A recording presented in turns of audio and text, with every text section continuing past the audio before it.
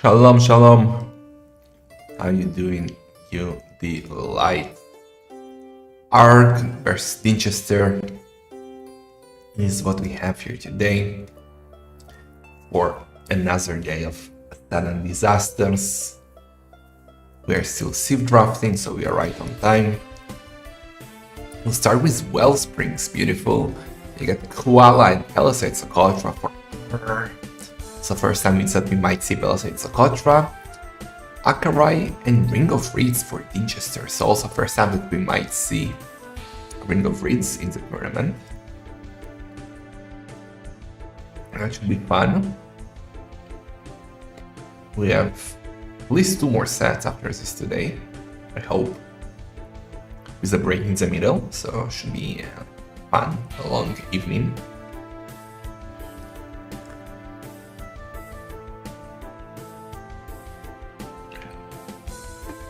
Is Andy nice today? That's all I want to know.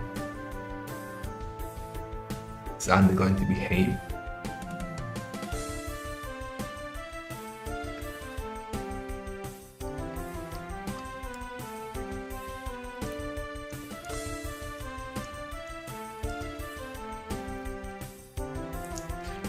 So the draft is done. Small break. Once the players ask for it. And we will go to the first set. Ooh, why am I not showing myself? Hello. Shalom Guini, Shalom Nightlife, Shalom Bunny. Nice, first game on Wellsprings, let's see the sieves. We got Spanish Band, Burgundians, Aztecs, Vietnamese, which were popular in Akarai, Georgians, Lithuanians, Khmer. Kind of funny, look at that. So Arg has Bohemians and Maya is a second pick. Maya is a second pick, and it was sniped. What? Maybe it's like mind games. Arg is like picking Maya, just troll with Dessaster, saying, look at me, I'm picking Maya, I must have an insane plan for them. So Dessaster gets scared and snipes them, but actually it was just a G-bait and now we can keep Bohemians. Japanese, Italians, Turks, Ethiopians, Hans, okay. Berbers first pick. Mongols, Bengali sniped, Armenians, Kitans, Portuguese for Dessaster. Let me check something 1 second.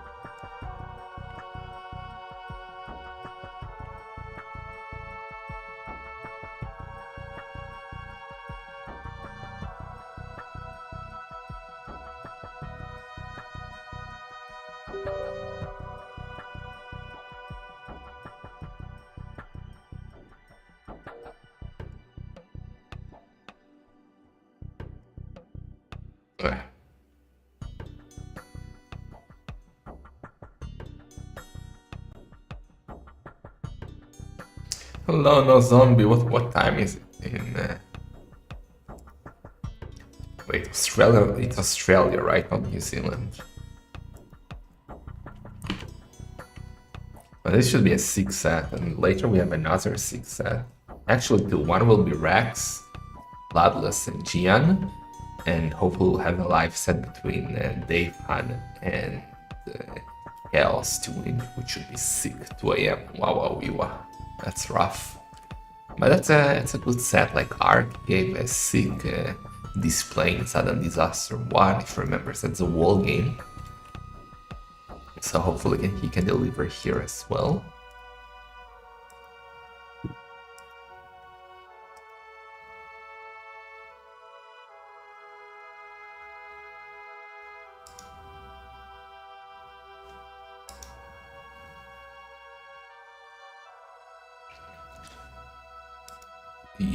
You are playing who? I remember adding that to the schedule today, but I already forgot who you are playing training.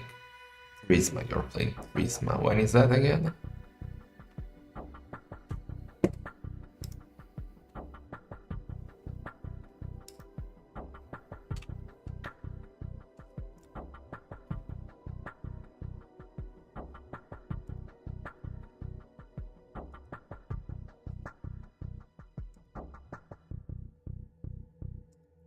Yes, they should be hosting. Yeah, they are high enough to be on the dashboard, so I can see ARC hosting. Dessaster should. Yeah, Dessaster is also on the dashboard. Beautiful, both are sick players, are in the lobby. So game 1 will be on Wellsprings. What saves are we gonna see on Wellsprings? Could be trash saves, could be... maybe...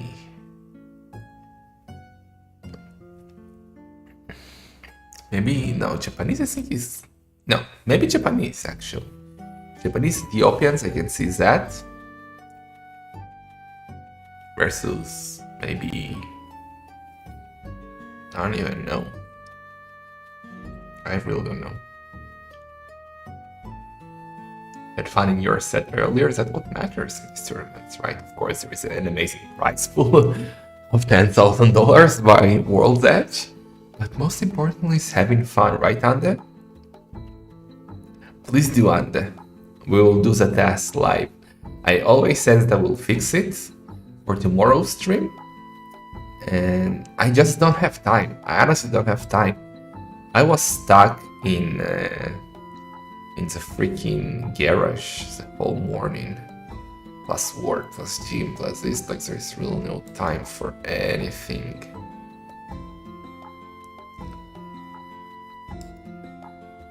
Georgia, are you trolling me or is it actually might work? We can test live. Maybe after this set, you remind me. Let's see, they might be in the game already. Yeah, they just launched. So after this game, perhaps. Don't you Pega laugh me? Yeah, I'm not trusting you anymore. Damn you, Ande. Brent. Hello, you're right on time actually today. Well, almost on time. You missed a draft. So we got Bohemians versus Berbers on Wellsprings for game number 1. Wawa Tizewiwa.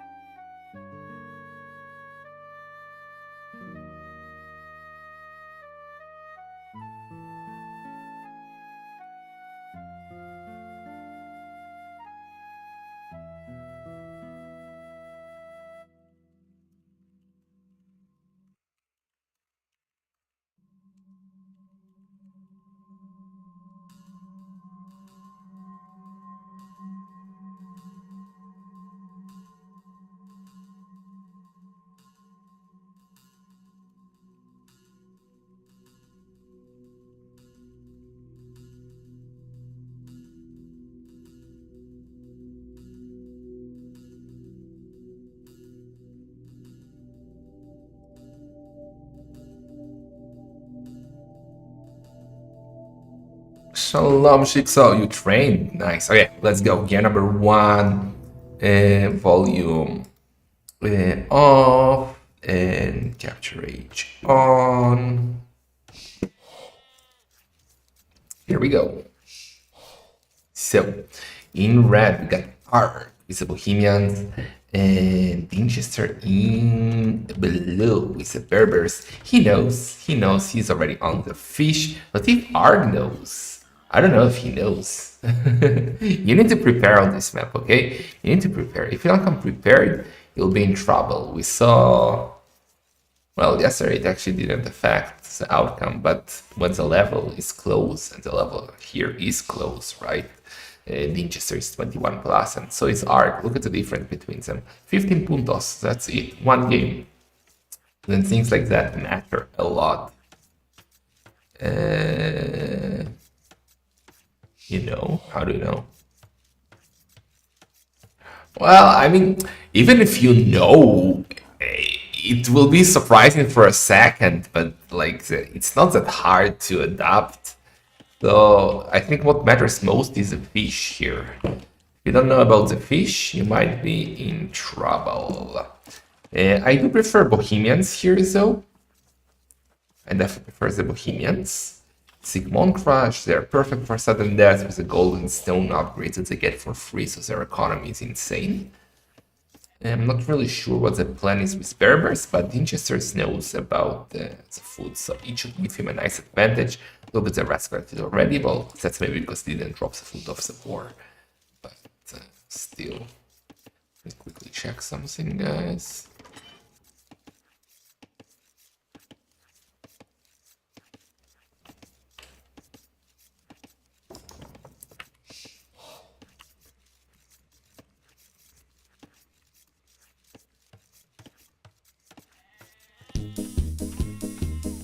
Guys.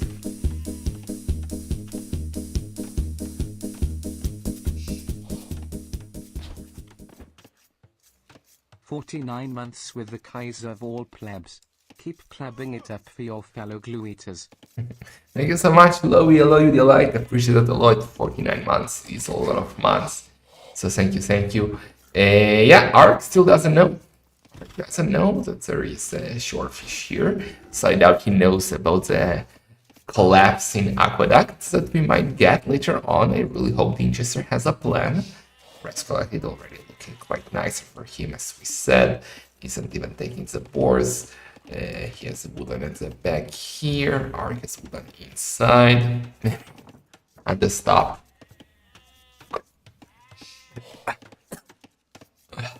You're gonna make me choke on the...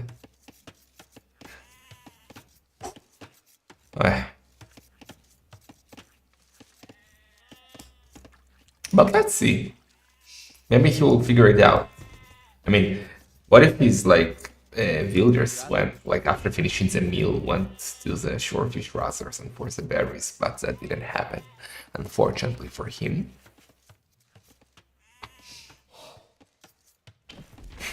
Struggling a bit with the deer. It's kind of like chicken funneling, but with an aqueduct. Yeah, he still didn't take the shorefish. Well, still he's not that far away, but it's already showing.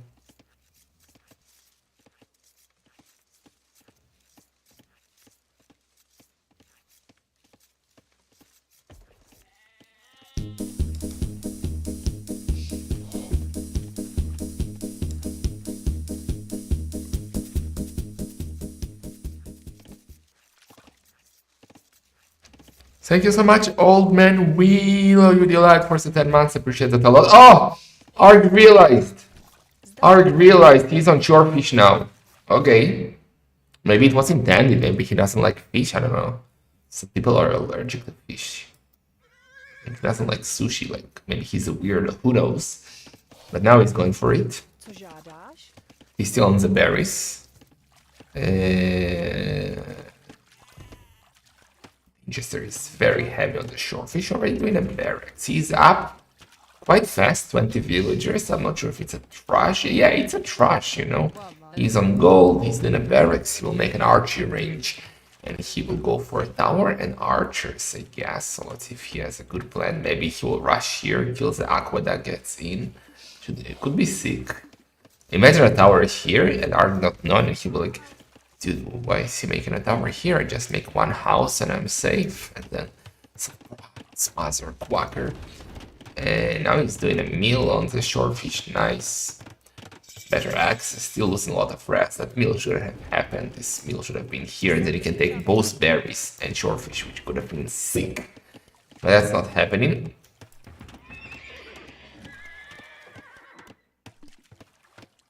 Wait, he's fast castling. Wow. Wow, okay. I underestimated Dinchester's build. I was like, yeah, it's a bit late for a trash, you know, but it's okay. But he's going for 21 plus 2. He's adding a stable, a blacksmith, and he's gonna go up to the castle age with 23 villagers. I do see an early siege workshop coming up, and Cheap Berber Knight is going in before Ark actually reaches castle age. He's doing a barracks now, which might help him because Bohemian Spearmen are great with the extra bonus, but let's see. Man, I do miss YouTube, and if there is fish swimming in my aqueduct, I'm not gonna trust my city's water supply. He shouldn't. Where's the skirms? Soon. In your set, maybe. Also, why do you schedule for so late, Dave? Damn you. I'll have to do 2 streams because of you today.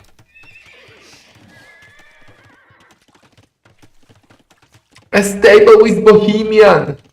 Don't do this to me, Arg. One does not simply go for a stable with Bohemians on 9. Skirms and horses. Definitely. Salam over in you, Dakar.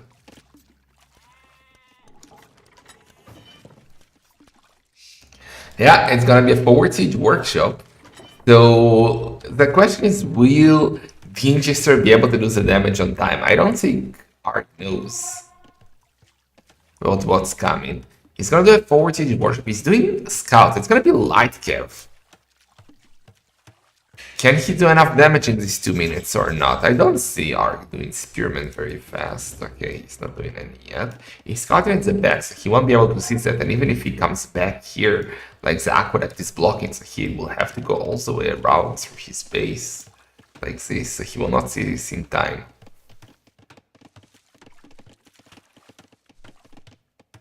Stop it, Dave, hun.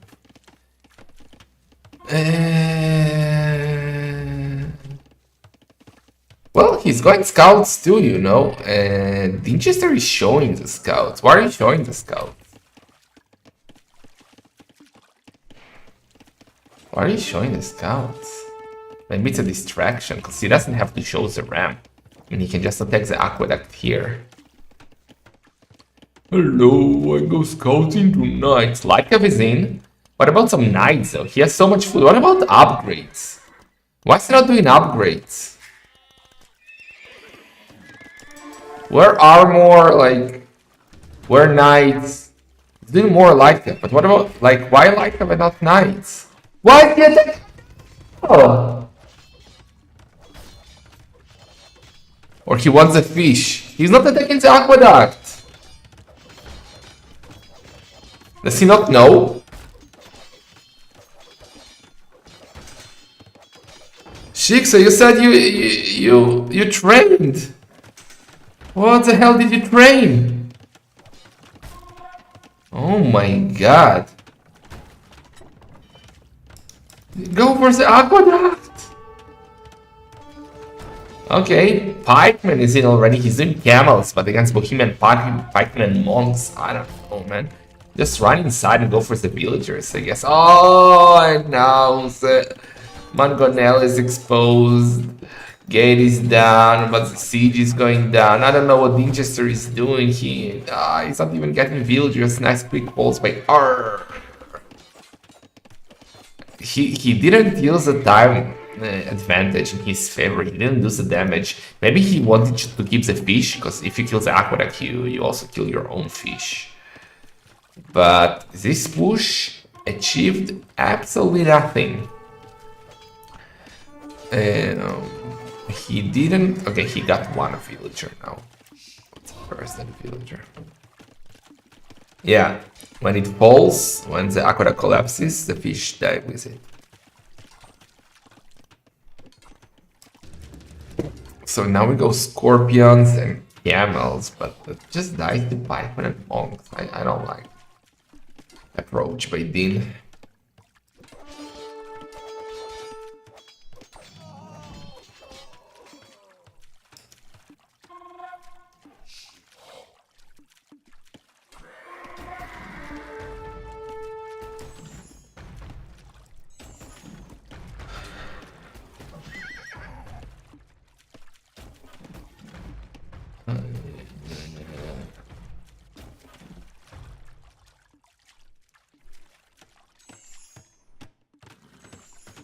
One second, just let me check something.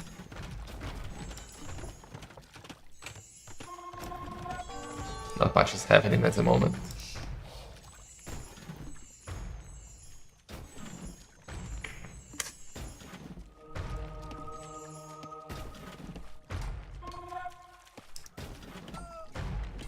Alright, so the pikemen and the monks, I don't think we have redemption yet. Yeah, no, not even Sanctity. And I'm not redemption, so for now the scorpions can do the damage.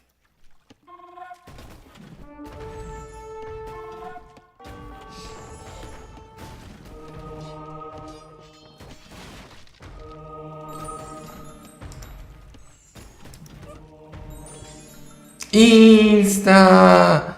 What the hell was that conversion?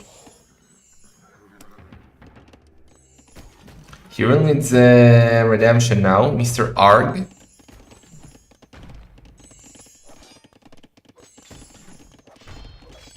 But that's the issue. That's the issue. When you go for a stable blacksmith build, you do it without the market. Later, when you want to sell stone to get the redemption, let's say, you can't afford it. So now we have a Mangonel waiting. Where do you pop out with it? You can do it here because the knights will kill you. You can do it here because then you won't be able to shoot. Okay, it's coming. Pikemen are coming. Mangonel will pop out here now. Mangonel! Use the Mangonel! Exactly. Yeah. Well, he's getting some kills, you know. He already killed 5 villagers. He killed 5 villagers, but Winchester is still ahead his villagers. How is that possible? So we got wheelbarrow for Winchester. Okay. Okay.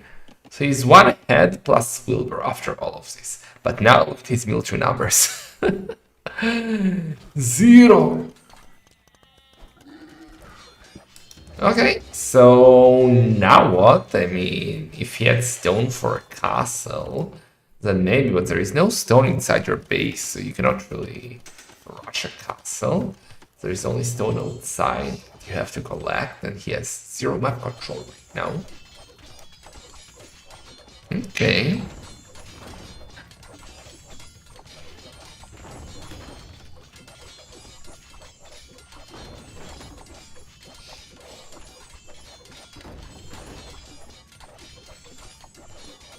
Siege Worship is down.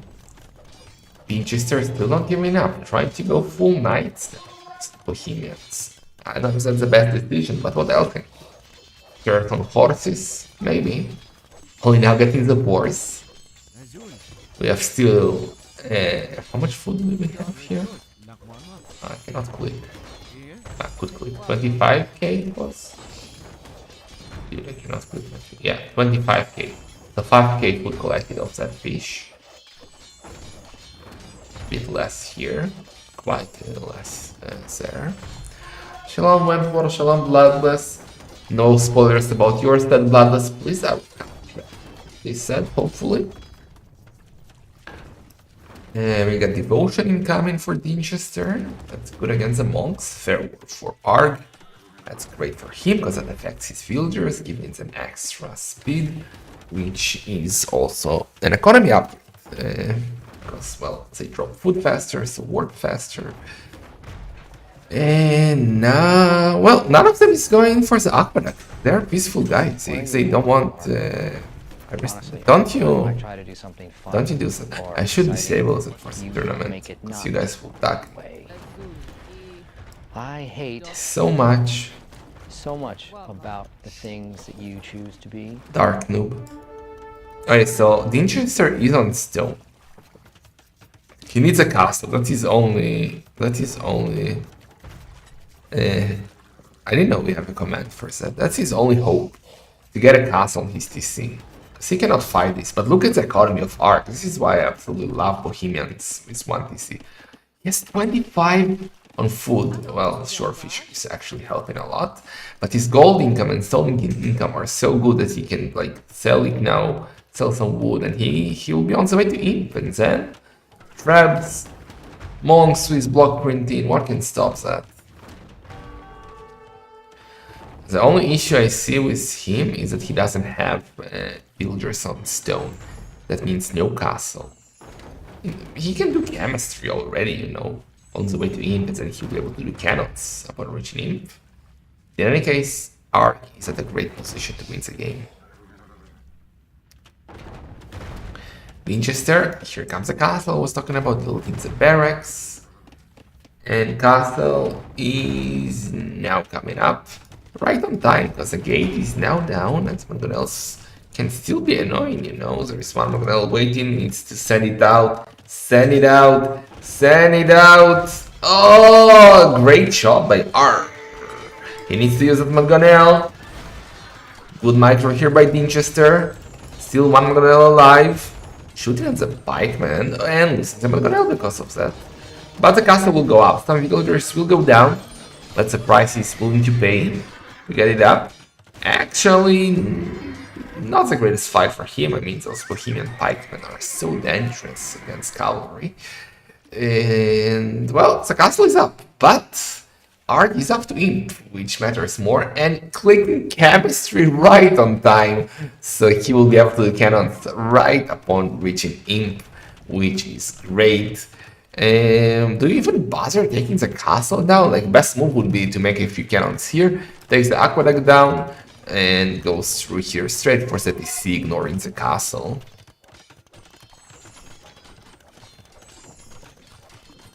What can Ark, what can Winchester do? Ark, he can do monks, he can do pikeman cannon. But Winchester has to yeah, he's doing the switch to camel arc. That's his only option. Getting a university, we'll try to add to get ballistics, get new fletching, second gold upgrade. Should stop doing knights, I guess. He kind of stopped.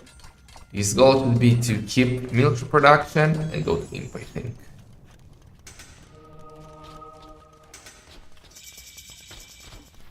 What do you mean he can't? Of course he can, because the 2 tiles around the aqueduct should fall down too. It's not like only the aqueduct falls. Don't you question him, Bloodless? How dare you? I gotta get some Insta. No, it's Insta. I never get so lucky. Another Insta. What the hell is that conversion? Still not on stone though. Block 20 now coming in for our Polish player. Needs to bring cannons, and yeah, 2 cannons are coming. This is why we don't keep you around thinking guy offline. He leaves a tough job to. Oh, the cannons! It's a tough job of thinking for others. That's some good micro from Winchester. Gonna snipe the monk. Oh, the quick wall! Actually made the quick wall. That was the cannon though. Yeah, nice quick wall, really nice trap. An unintended trap, but Winchester is close to going up. This could really become interesting if he can survive till Imp. The issue is, like, Berbers do get cannons, right? So he'll be able to get, but he needs to wait for chemistry, he needs to wait for imp, he needs his castle for production, so he cannot produce Trevs. It's so much easier for Art to spam military. You spam cannons, pikemen, monks, so much easier to mass than you need some camel archers, which is what he needs. Does destroy the aqueduct do anything? Yeah. As the whole aqueduct collapses, along with the 2 tiles next to it. So this and this will go down, along with this, and the whole structure.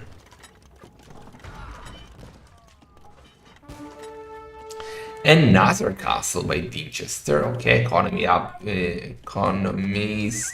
We got 5 villager lead for Dinchester.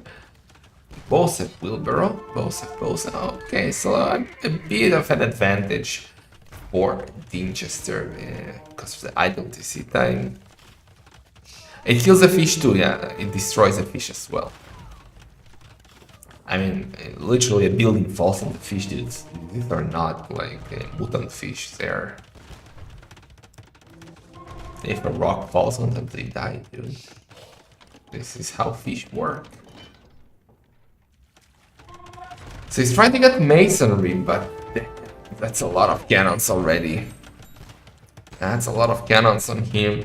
Castle is going down, and then the TC will be exposed. He doesn't even need to go for the second castle. Just go straight for the TC to win the game. So like if I raid in a bit. Castle is down. And Dinchester might have to... Ooh, to GG out here. Kill the siege workshop. No, what was he shooting at? I kill the siege workshop just in case. But only 6 camel archers. Dinchester somehow decides to go for the castle. The Argent crossers for the DC. Just get the DC, dude. He's a bit scared of the camel archers. Still without bracers, I think he like overestimating the 5 camel archers. Just YOLO all your military. I mean, he doesn't have to do that, the game is in his hands. But to finish it now, just like go for the DC, ignore the damn castle. Maybe to kill the stable for easy access to the DC, but you don't need to kill the castle. Yeah, you don't need to kill the castle. And, oh, he realized that he doesn't need to kill the castle. Okay. Yeah, well, just send all your pikemen. Arg! Dinchester got repair! Repair! And GG out! Very weird game. I liked the build by Dinchester, I liked the plan, but it just wasn't meant to be. Let me check something quickly.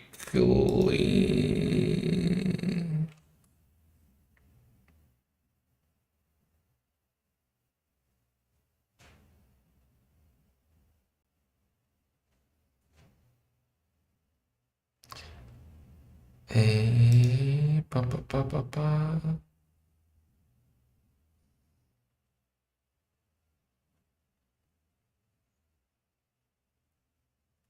I think we're good for now. Let's keep on clowning. So 1-0 for Arg. Let me show you the statistics. So kill death ratio was about the same, very close. But Arg had way more military. His economy was a bit behind despite everything. With a bit less villagers, but he had the 10 Bohemians and a bit more APM. Okay. I blame Shigso for like the lack of preparation for Dinchester. So let's see. It's 1-0 for Arg. And let's see the whole maps. We have Koala and Palisade Socotra for Arg, and Akara and Ring of Reeds for Dinchester. So it makes more sense he will go for one of his home maps. Maybe Akarai? Maybe if he prepared, he has a nice plan for Akarai.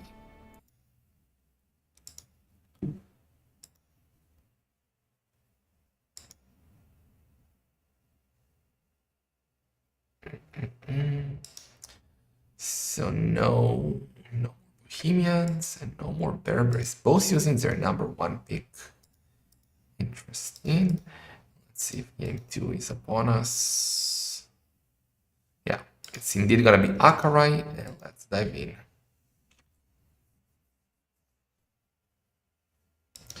You also practice with Himatsu. Italians versus Mongols. Yeah, this should be two great Akarai civs, since remember we start with double castle.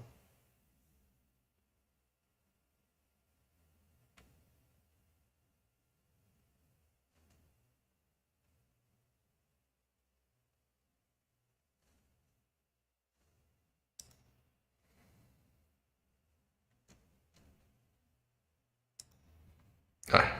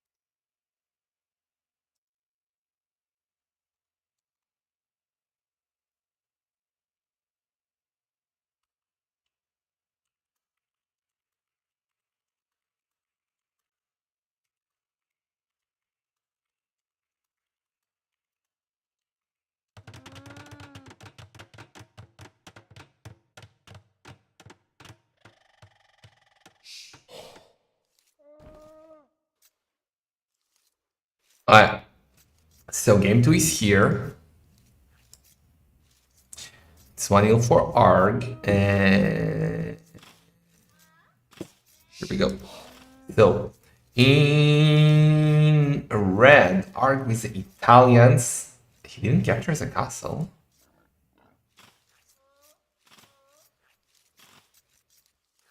He's luring deers. Dude, what if Dinchester was brave? Look how close he is, and he just went to check what Ark is doing, and he tried to steal a castle. He could definitely do that. Be brave. Because if you steal a castle, I think it's kind of over, right? Because if it's the blue castle, it just makes you petard, and it's almost impossible to deal with. That's why I want to see someone try and go for a castle theft in one of the games. You send one villager with his castles yesterday for your own castle, and you send a scout forward to steal a castle. You're assuming he even looked in the map? I mean, the Shiksa here said that he did practice with Dinchester, and that's the whole map that Dinchester selected, so I would assume that he did prepare. You can see that he did capture his two castles, but this castle is just waiting to be captured.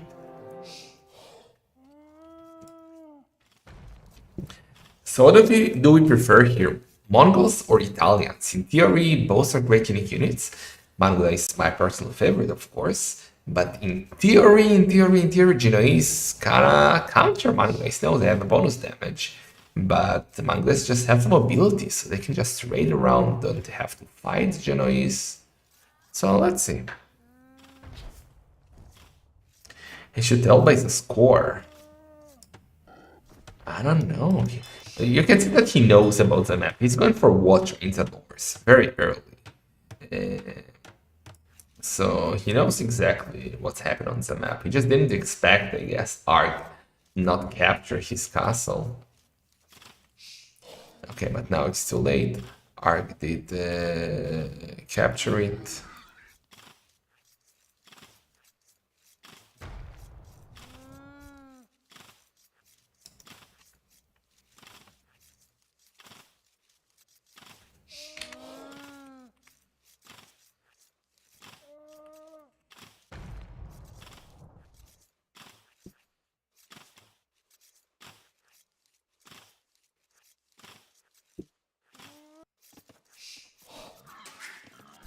Uh, uh, uh, uh.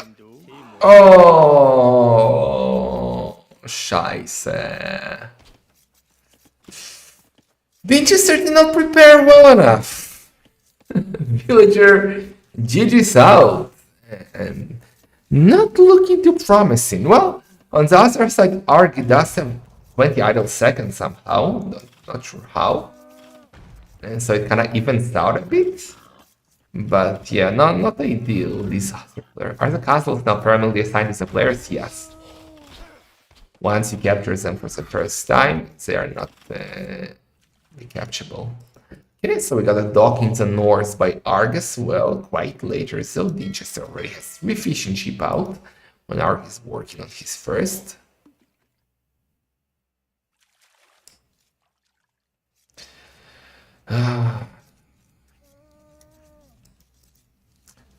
Big Scheiße, says Dessaster. Okay, even walling his villagers, taking the shorefish, I like that. None is going up just yet.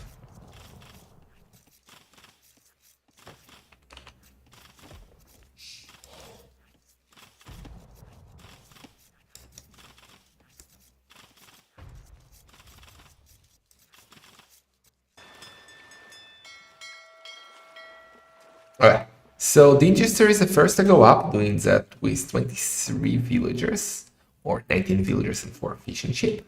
Are 20 seconds slower, with 1 villager more, but 2 fishing ship less. So, economy-wise and rest collect, despite that villager, Dessaster is still at a good position, a very good position, I would say.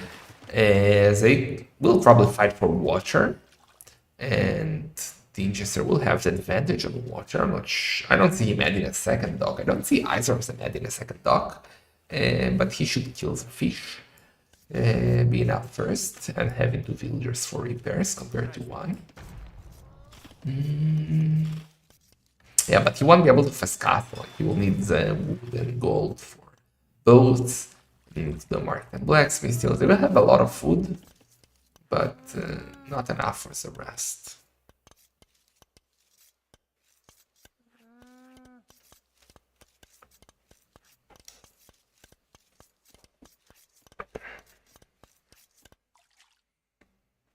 Alright, still, Feudal Age for Dessaster. And we're both, okay, Fargal is incoming. Blacksmith still cannot afford a market just yet. And, oh yeah. Not only that he cannot afford a market, like he can't make a market, he has to make a mill first. So that will slow him down even further, because he spent 100 wood on that mill now. And now if he wants to make another galley, that's again, no market, so yeah. Let's see if Ark is doing it better. Doesn't look like that. He has 2 fire galleys queued up and not a single building just yet. He's a bit lower on the food. Well, Dessaster does have the Mongol Han bonus, which helped him collect all that food. So let's see, first fire galley is there. First one from R. Oh, it's a villager. He's going for the villager, not the villager. Oh, 9. Oh, 9. I absolutely love. He got 1 hit. I absolutely love. Oh, look how he's blocking it with a fishing ship. I love this move by Dessaster, trapping the villager in. That's so important because he won't be able to repair anymore. But can he save the Fargal? He's sacrificing the scout to get the repairs. Absolutely beautiful moves by Dessaster. I loved this move by him. First getting the villager and then the repairs. So high levels there. And he's already on the way to castle it after getting the market up, getting double bit axe and fletching. Heavy on the gold. Remember, he started with 2 castles, so he should have a big advantage here. Much faster to castle age. And, well, I don't know if he's winning water. He's actually losing water. Look at that. He made only 1 fire gun, so he's giving up on the fish. Okay, it doesn't really matter. Because Ark is not up yet. Despite being Italians, right? Because Italians, you need less rest to go up. I don't remember, it's like 685 food, something like that. So Does he not remember that he's Italian and he can go up? What is he waiting for? Or he doesn't have a blacksmith? Okay, now you realize it. Wait. Okay, he's up. He's up. So 1 minute and 40 seconds. That's the time the Injector will have to do the damage. Wood completely exposed.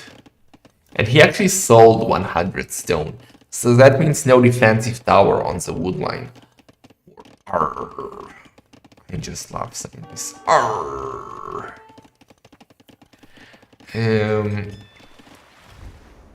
That's how the fish, but again, it doesn't really matter. You make too many Fargal. Still, Botkin now for Dinchester and Mangrace are coming. Already getting university very early.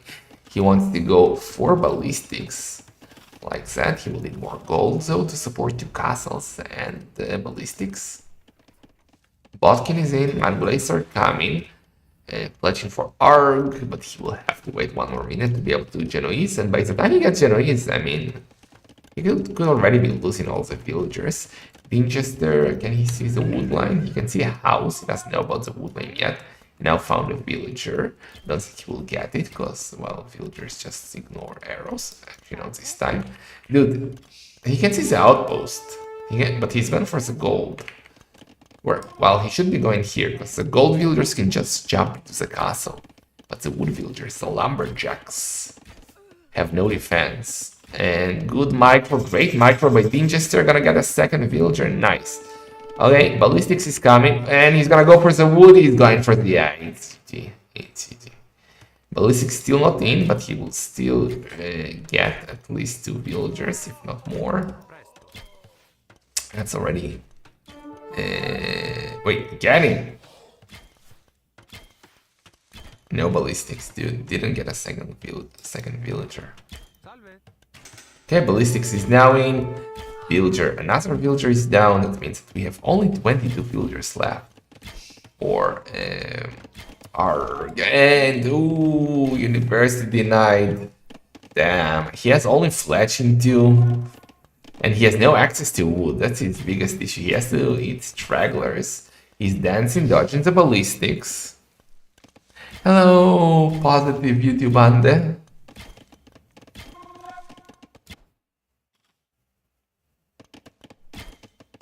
What did he do to my hamster AI antagonist yesterday? Why did he hurt him? Okay. 1 second of not paying attention for Dinchester, losing a Mangudai. He's bringing more so to the front. University is denied for now. Soon Ark will run out of stragglers. And that will be a big problem for him. Dodging the ballistics again. Beautiful. Mangudays are coming from this side too towards the goal. Ark is overrun by military.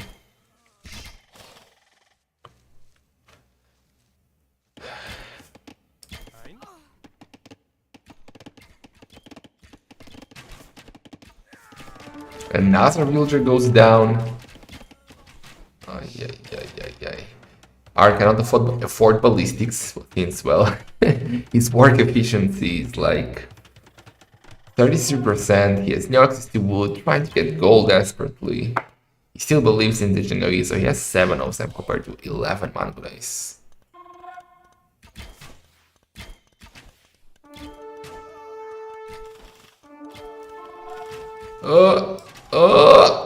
Don't eat the castle. EPC Resno. Why are you so non-PC Resno? Idiota. Okay. Okay. Hello? Well played, Dinchester. He still is at a great position. I don't think he's strong in the game, but that was quite a mistake.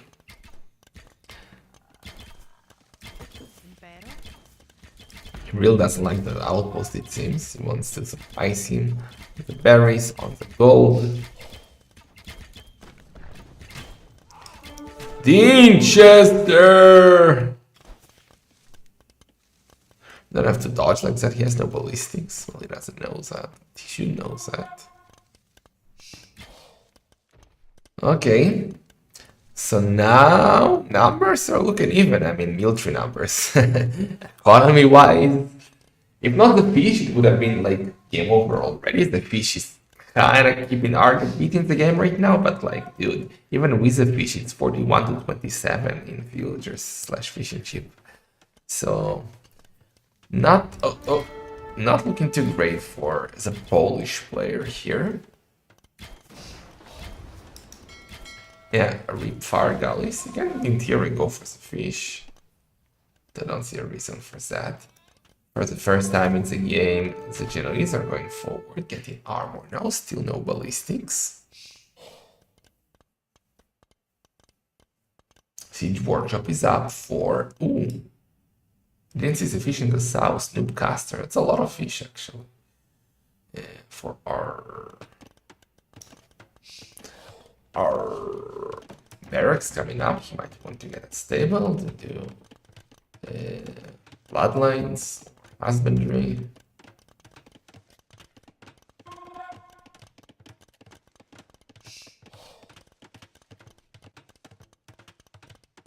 Second, guys, sorry.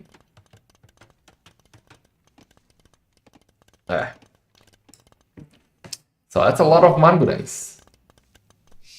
But he needs more siege. He needs to start pushing on the TC. Range plus skirms? No, why would you go skirms when you can go unique units, when you have 2 castles? It will be a disaster to go for skirms. Few more dead villagers for Arg. Mangurais are hoovering.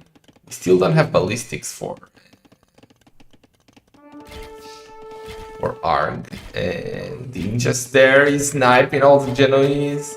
He needs to be dancing. He's dancing. Both are dancing. I heckin' love Age of Empires. I heckin' love this microphone. This is so nerdy. I hate it.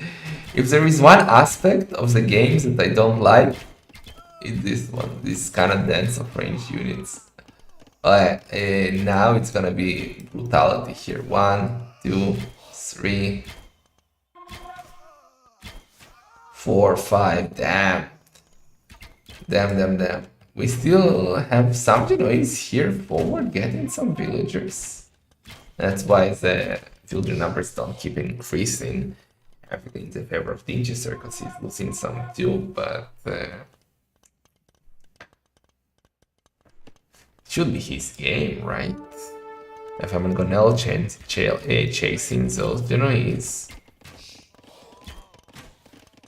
Still on ballistics, but he's... Oh, even without ballistics, he's getting killed. So are you kidding me? Look at that! I mean, that was bad macro by Dessaster, kinda. He was running straight into the arrows, and now his wooden is exposed. Dude, if Dessaster throws his game, I don't know, we fire Chic, so like, this is absolutely crazy. How? How? How? Okay, that was a decent one.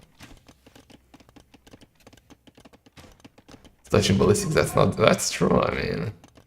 And after that villager, Dessaster is losing a lot of villagers now. Those 2 Genoese are so annoying. Alright. Finally they're down. So look what we have left. 35 villagers for Dessaster. Well, it's only 21 for Arc, but he compensates that with 7 fishing ship. Still big advantage for Dessaster. But this should have been his game already. Don't you how me?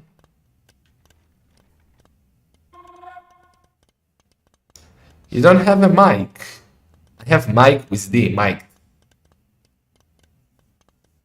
You know Mike? He's gonna play Vilesa. Also complaints about the microphone should be addressed to Under 23. He's responsible on the volume in this channel. So DM him. Cause I'm in a bomb shelter! Of course there will be echo. I have no furniture. Let's see what's happening. We have one Mangonel for Dinchester. That's it. He needs more. We don't see any petards or anything, so they're not thinking sudden death. They should be thinking about taking the DC down. Wall curtains. Dude, my wall curtains are iron windows behind me. I don't know if you can see that. You probably can't see that. Yeah, my voice is shit. That's the issue. And the rooms. A microphone is an expensive microphone, I think. You're beyond help. Oh! Dinchester. Man, Ari has been doing great micro so far in this game. Dinchester should still have the advantage, but he keeps losing.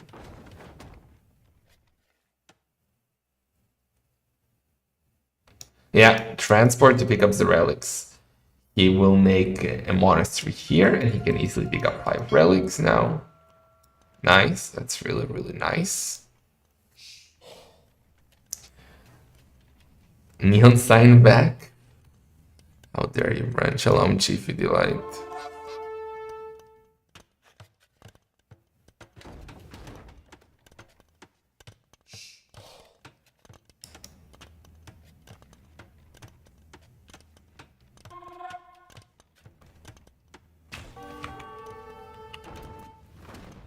One second, guys, sorry.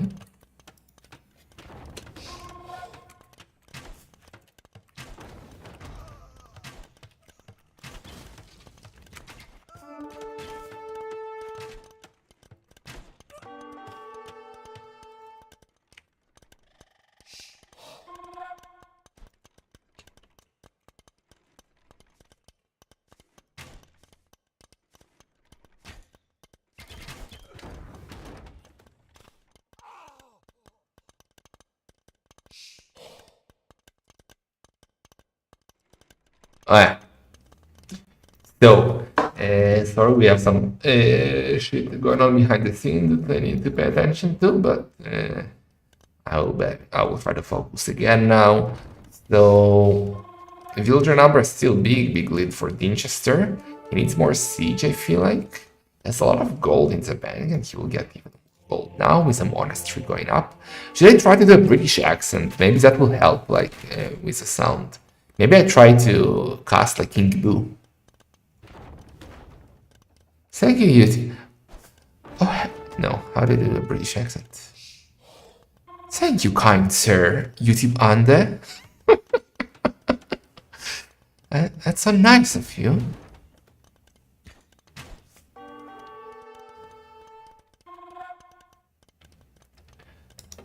Okay. What would King Boo say now? Less understandable. Boso incoming for Winchester. Economy-wise, well, he bought some stuff. It seems he's buying food. Okay, he has a lot of gold in the bank. All the relics are inside of his monastery now, and he's going for an insta. There's still some fish to take, so he's killing all the fish, which is very, very nice. Genoese are coming for the Mangonel. Winchester should always have a villager forward for repairs, I feel like. Because those Genoese could be really dangerous when they're amassed in one big group. They can kill Mangonels. Who is Arg? Arg is a Polish player, 21 plus. He's been around forever.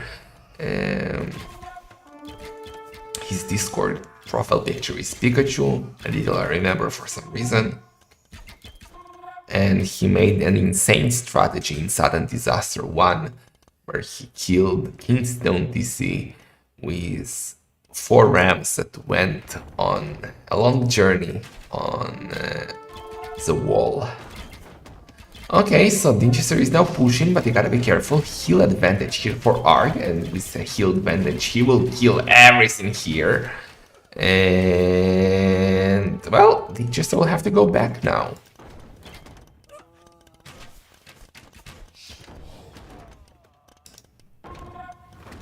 Now we have Mangonels from Arg as well.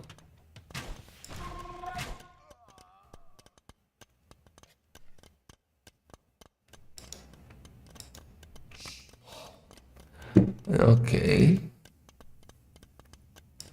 Pika, pika.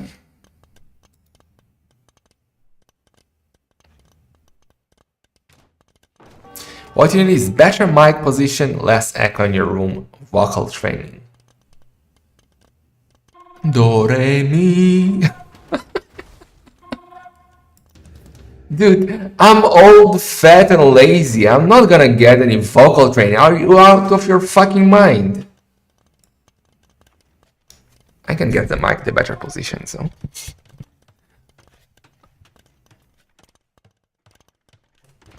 Maybe. Wait. Let me try something. Perfect and schlag. Perfect now? Or is people to complain about the mic blocking my face? Oh yeah, so we got arc forward now. Getting some villager kills. Economy numbers getting closer. Only 10 villager difference now. If I lower the mic, I block my face. And my face is my power.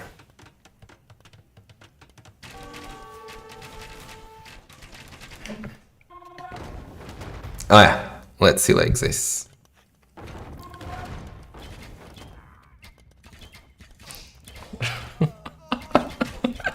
Why are you so toxic, Rust? Oh my god. Oh yeah, we do it like this. Water doesn't matter anymore. He actually made a meal for one villager. I guess with Mongols it's worth it, right? That's a lot of deers. Actually funny. I like that. I like that. We do it like that, and we do it like this. Hello, Locore, ¿cómo estás? En Argentina. From YouTube. Vamos, Batistuta. Oh yeah.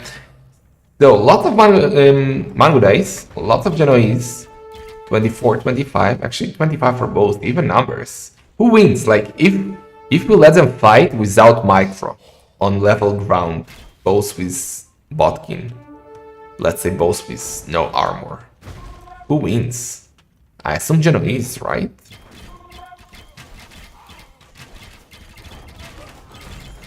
Sure, Genoese.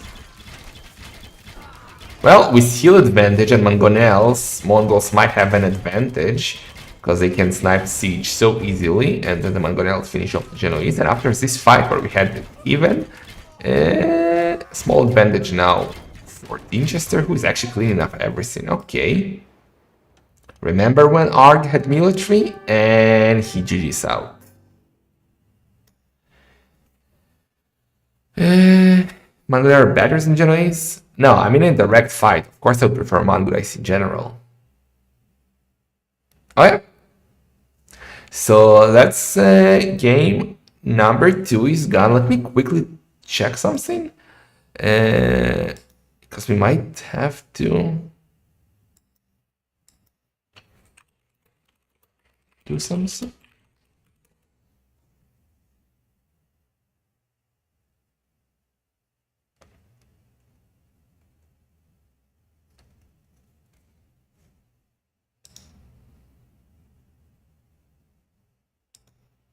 I think we're fine actually.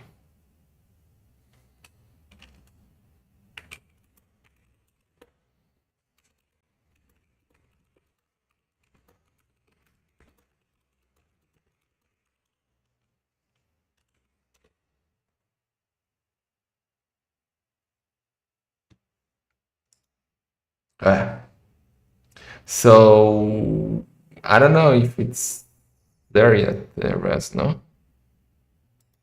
We'll check, but for now let's see the statistics for this game. So kill-death ratio, better for Dinchester. He also had more military. Economy-wise, big advantage for him. Wow, power of Mongols, I guess. He had more villagers, way more villagers. Okay, actually no, it's not really power of Mongols, which helped a bit, but him killing so many villagers at the start definitely allowed him to collect more res. Art did have more APM, but that was not enough, and we have a good close set here. 1-1.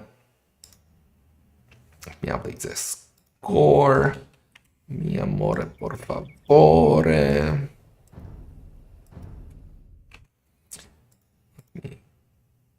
Mark it in the draft for me. So we had Akarai. We had Mongols beating Italians. So let's see what's next map is going to be. It's going to be Palisades Socotra, it seems. Nice.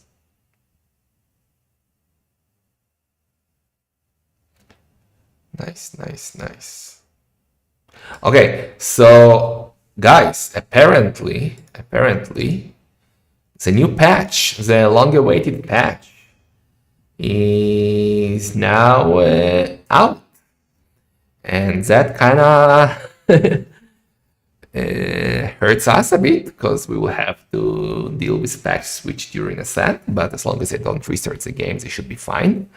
So let me just tell the players in this set to not restart it.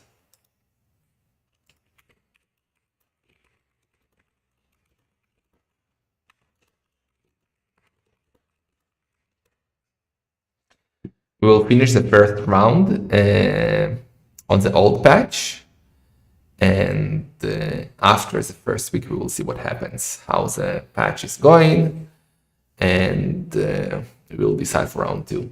Bien, amigo, vos cómo estás, Batistuta? Bien, bien. What do you think about MS League's China tournament? We'll discuss it in another day. So I have to patch back on Friday. Yes, all the sets of the first round should be played on the previous patch. And for round 2, we will see. Okay, we are already in, so let's just jump into that. Right now, can you check that the US is making an announcement? Because I have a lot on my head. Well, actually, I have 40 seconds of spectacle. We got Ethiopians versus Kitans. Let's see if my co-host T West is doing some work.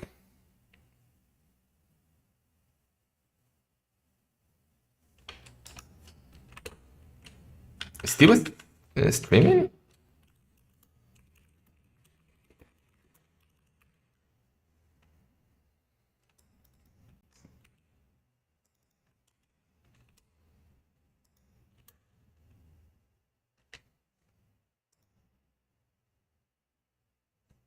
Ah.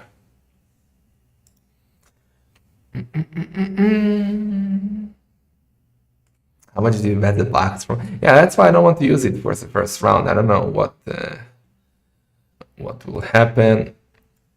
Am I pregnant? No, I'm just fluffy. Don't escalate this at question, Brent. Come on, dude. What the fuck is wrong with you? Okay, game 3 is here. Let's go. So, Palisades Socotra for the first time in the tournament. Guys, it's like Socotra that we all love and appreciate. Remember Masters of Socotra, by the way, but with walls. So that's why it's more fun. And hopefully less curbs. So we got Arg in red with Ethiopians. And on the other side, we got Dinchester in blue with the Kitans. Go in for his Elephanto, which is much better positioned than Arg's Elephant, who's all the way here. Let's hope that he finds the elephant. Very close to the base of Dinchester, actually a bit unfortunate, but he's going to get it.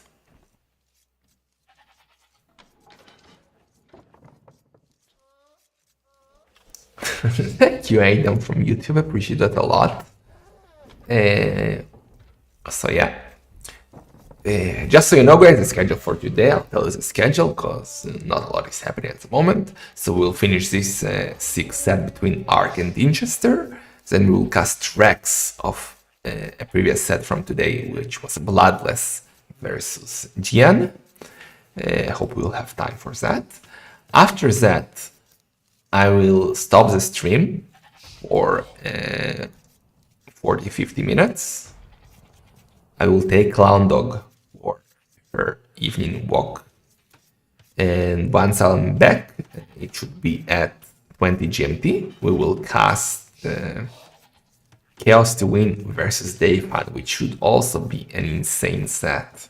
So yeah, hope you will stay entertained today.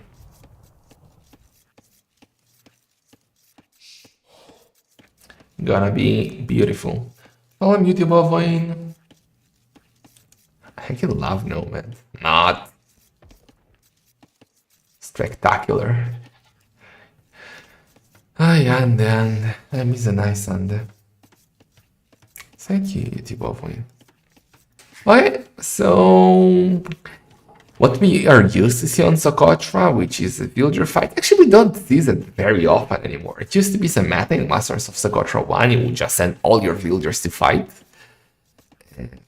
It's a bit more rare these days, and it's tougher to pull when you have, well, walls, even though just palisade walls. So it kind of discourages Dark Age into skirms. Should allow, in theory, faster castle age, or easier fast castle. But your rests are still not safe. Like, look, there is no golden stone in the bases, just berries, some wood. Let's say safe farms, maybe. That's it. You still have to expand outside. There's still lots of options for early aggression. So we'll see how this will be played out. I'm very curious. Arg, well, he's Ethiopian, so he actually doesn't have to go on gold. He gets 100 gold and food for free when he advances between ages. Dessaster will have to go on gold, but his food income should be very nice. So he'll be able to do the pastures.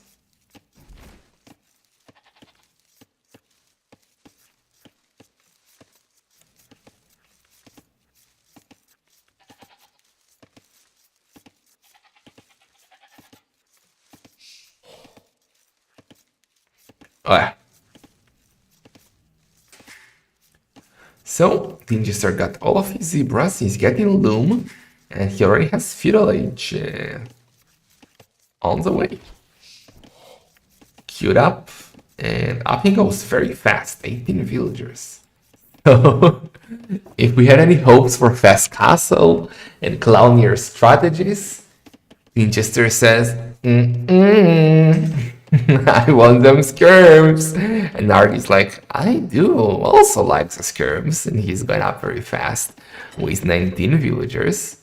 So, despite our effort, it will still be skirm fiesta, I guess. Oh no, he's going for men at arms actually. Okay. Sending one villager to get gold.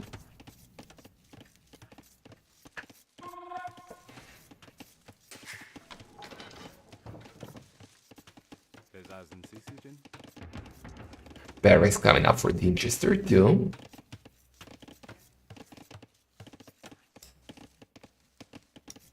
Man, I was searching for a second for the king. Remember the king from Heaven and Hell?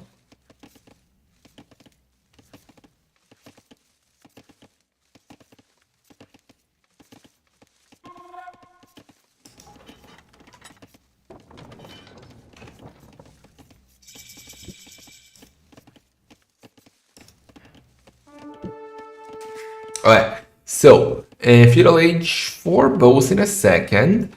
Arg has to run away with a scout. I mean, fortunately for him, the militia is there. He's gonna go for man at arm upgrade, exactly double pickaxe 2. We already have archer engine coming for Dessaster, but notice that he's not on gold. And him not being on gold means only one thing. Guys, you all wanted it, you all waited for it, and we are getting our beautiful, beautiful skirmishers. Archer range coming for Arg too. So it's kind of funny that I check statistics for Twitch emotes, and the skirmisher is the most used emote on this channel. So that only means how often we get skirms. He hosts another hamster tournament. Dude, okay, we need Beastie. That's the only map where you honestly cannot go skirms. But Beastie for sudden deaths is kinda silly, even though it's a legendary map already after one tournament.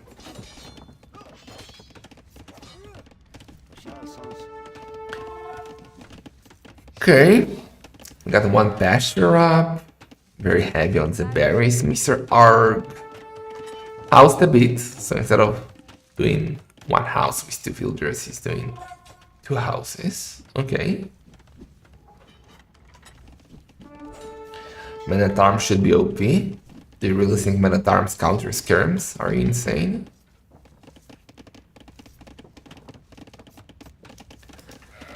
Third pasture coming up already. I really think Dinchester should have walled this. That would have allowed him gold X. Oh, the skirms! The skirms!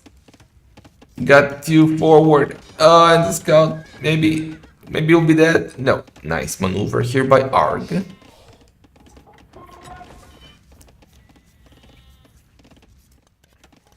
Blacksmith for Arg. He's messing skirms too. Well, he has 1 archer. and Ande in the chat, you might know him. Toxic Bastard on Twitch, Delight on YouTube. Suggested to replace the skull in the sudden disaster logo with a hamster skull, because he predicted this will be a skirmisher tournament. And maybe I should have listened. But Dinchester is now coming forward with 4 villagers. The archers getting sniped, only skirms allowed, no archers. Scout is down too.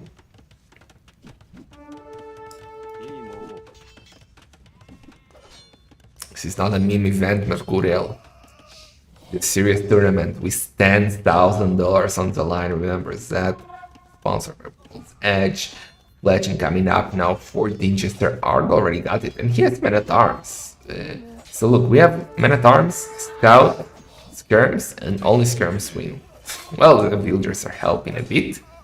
That's the first dead villager in the game. The Men at Arms sniped one from Dinchester. Villager numbers are the same, both with some idle DC time. Double attacks for both. We don't have Horse Color yet for Arg. We do have, but however it's called, Domestication. And instead of doing the wall on this side, which is also further away from Arg, so easier to defend, you just do it on this side to take that gold, even though it's open. Kind of weird. Kind of weird. He definitely should have gone here, I think. But okay.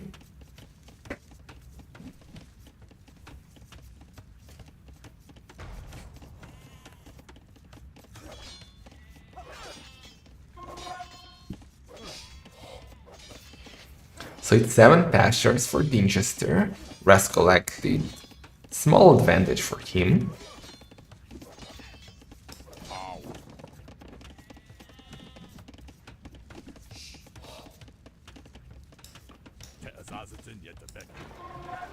Market is coming up for Arg now. Maybe he will sell stone and try to get up to Castle Age.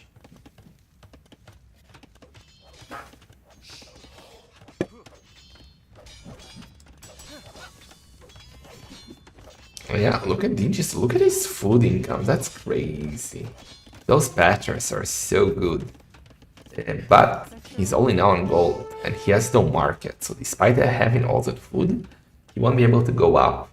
Maybe Arg, actually with the use of the market, will be able to go up faster. Let's see, he will now sell the stone, buy the food. Okay, still not able to go up. We'll see more of these skirms.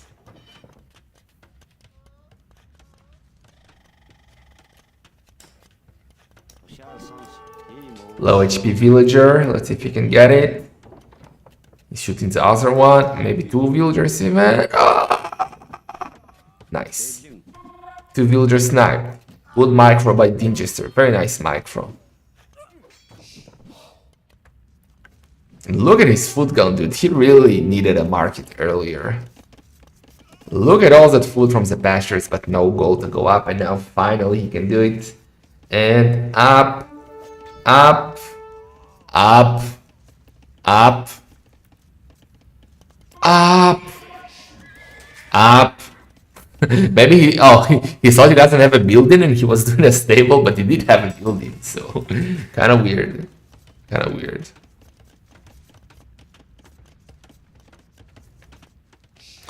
Alright, so what do you do in Castle Age Skitans besides Step Lancers? Is there anything else? Oh yeah, let me suggest that. Okay? And what is the best strategy when you have Fire Lancers, especially on sudden deaths? I mean, I think they should really become kind of meta in this tournament. Let me tell you guys. You do a Siege Workshop. First of all, you drop all the food and go on wood and gold. You do 2 barracks, 2 Siege Workshops, you spam Fire Lancers and Rams. Easy peasy once a game. But I have a feeling he will go Step Lancers. We already got a stable up. And, well, we do have Fortune. But he's doing Scouts. There are no Fire Lancers for us. Arg is up to like 50 seconds slower. With 2 villagers less. So definitely Winchester position is a bit better here. I mean, it's not over yet, but he's at a good position.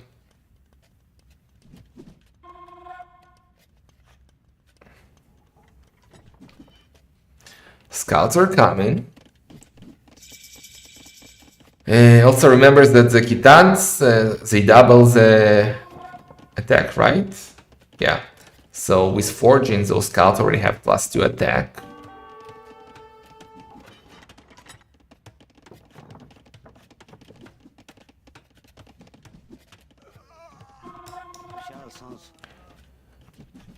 I once went into BBB stream and I still did not recover. So no, we will not use any mod phones there.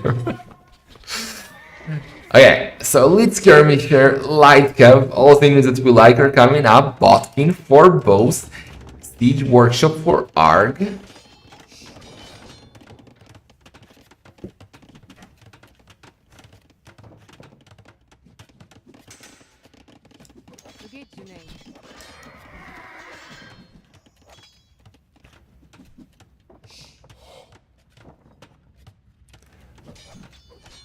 Wolf's finest motoring are his audio mods? What are is it like, I know there is that one Taiwanese mod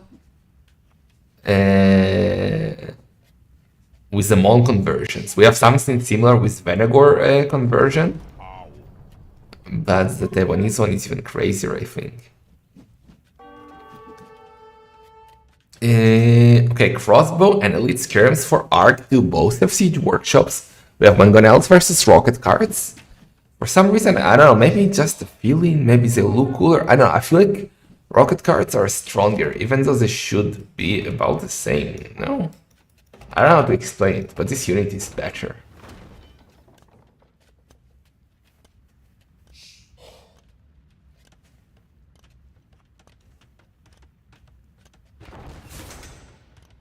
Remember when we used to get fun mods and then Derp retired? Thank you, Brent. I'm doing my best, okay? I'm doing my best. I'm like native Spanish, and you shit on me when I try to speak in English. I will just switch to Spanish. Let's see. Let's see then what happens. Oh yeah. Tenemos cabellos aquí. No, I'm sorry. Alright, so villager numbers the same. Rest collecting advantage for Dessaster. 1k more. Oh, rocket guard. Bamboozled. Not a lot of action at the moment. Both are like testing the ground here. Toda bien, Marv, gracias. Vamos, Javit. Oh! Good micro. Good micro by Arg. Man, I even messaged Derp to sign up for sudden Dessaster, but he's too cool now. He's going for festivals and stuff. He's one of the cool boys now. He has no time for us clowns. Okay, so +2 attack incoming. Like, not +2 attack, +4 attack, because that's the second upgrade, but it's for Kitans. Good snipe. Arg really wants to take Siege Workshop down, but he's now struggling a bit. Light Cav are coming. Now his husbandry. Okay. The trade between the Mangonels and the Rocket Guards are nice. But I kind of feel like Arg is now gonna... Yeah.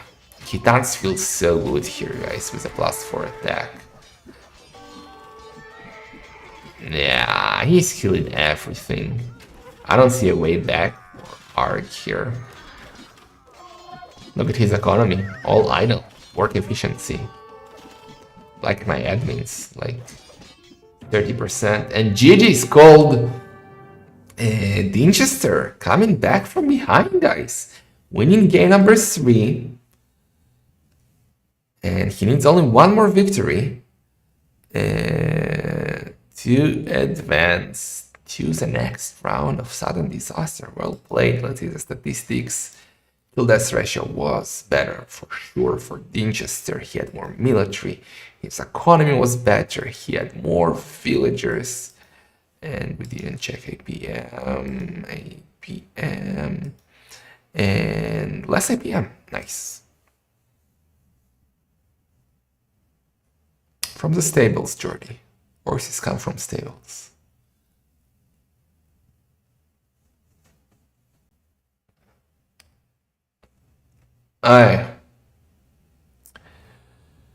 YouTube is wholesome, guys. Our YouTube chat is wholesome, and then in the Twitch chat we have Undone Rest now. So make your choices where to watch Kappa. So I still prefer Twitch by much Kappa. Anyway, that's game number 3. Let's get ready for game number 4. So Dinchester is leading here. Let's see what maps and civs we have left.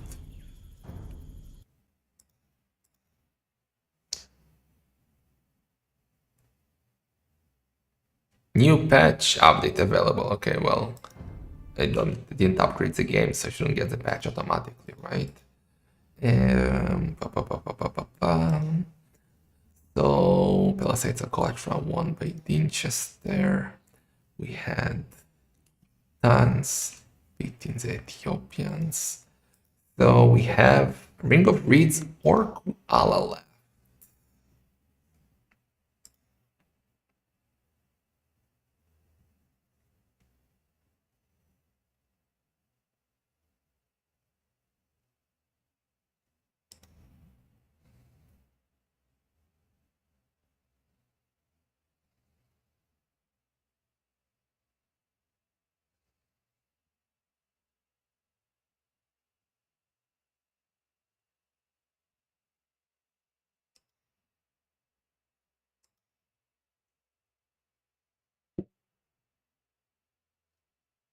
Okay, good. My admins are actually doing an amazing job. Admins in the West. So we are all set up and we can focus on the cast here, which is so high level there, right? Let's see if game 4 is here. It's gonna be Kuala. Let's go. Hunter Hans versus Armenians on Kuala. Let's go.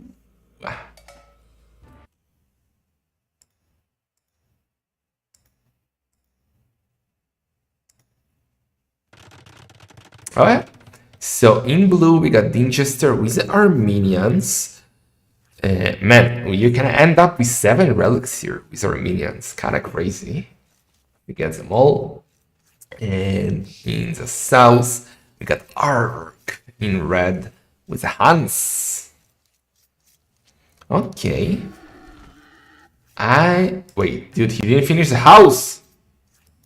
What is that? Did he shift click before finishing the house and didn't actually shift click? Minimap looks like a koala. You're kinda right. And wait, the map is called Koala. Coincidence? Probably. Because koalas don't have like, what is it? Maybe it's a scar, it's a war scar. Well. Okay, he finished the house. So what do Hans do here? I mean, I kind of feel like Hans are definitely better for feudal age play, right? For scouts, skirms, whatever. But if Armenians can get to castle age, if they can get to the church defense or offense with the monks, they can become very deadly in sudden death settings, especially on open maps like Kuala.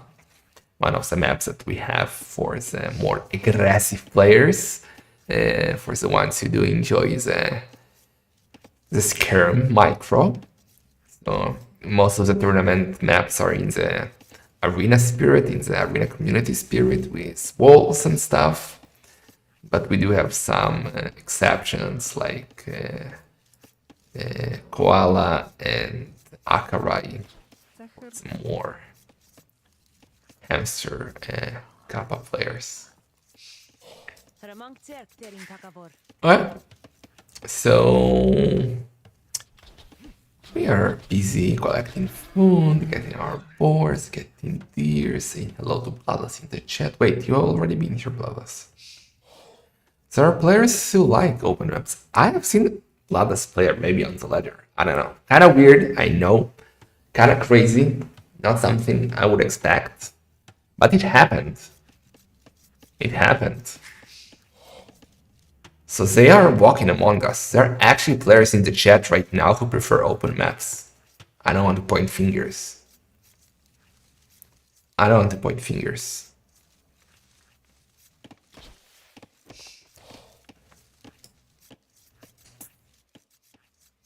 I don't think like open map shaming is correct. This is not the spirit of the tournament. Talking about open map players, hello T90. I don't think he will go for a fast castle, so I would definitely try a fast castle build here with Armenians. Because, well, I don't want to go skirmishers. I think it's doable, like you can do very crazy builds with them because of the mule cards that you can move between gold, wood, and deers, but he's actually luring deers despite that. So we'll see.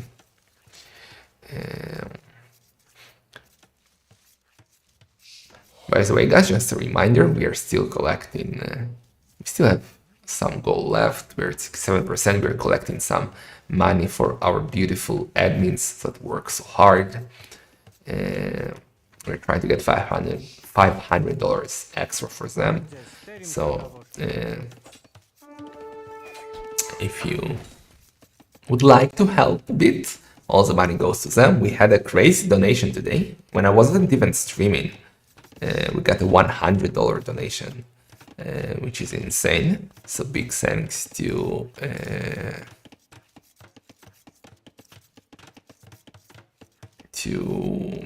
Spacetime Interlooper, who did it while I was off, so big thanks to him. Everything goes, as I said, to the admins. Fuck you, Ande, shut up, shut up. So yeah, big walls for Winchester, and he's still on top with 21 villagers. So maybe T90 was right, and it is a spreadsheet build. Because look, he's gonna be fully walled. I mean, this used to be fully walled back in the days. Today you can just move under the TC, so you actually need to be fully walled to avoid any danger. Arg is up quite faster, 18 villagers, he already has the barracks up, he's gone on gold, so it's gonna be straight archers from him, it seems. Hello, Big Dump, I'm John Slow. Nothing on the berries, well, he will go now, once he finishes the deers. Arg not paying attention, losing like 50% of his HP on the scout, which is not great. Just move the decimal point on the overlay. Yeah, I don't know why it happened. I will fix it after this game. I know why it always happens.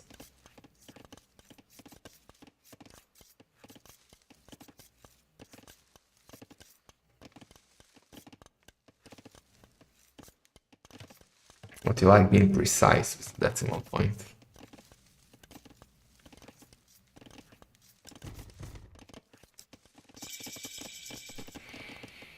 Alright, so Feudal Age for Winchester, going for a market and blacksmith, but he doesn't really have the rest. He will have to sell the stone for sure.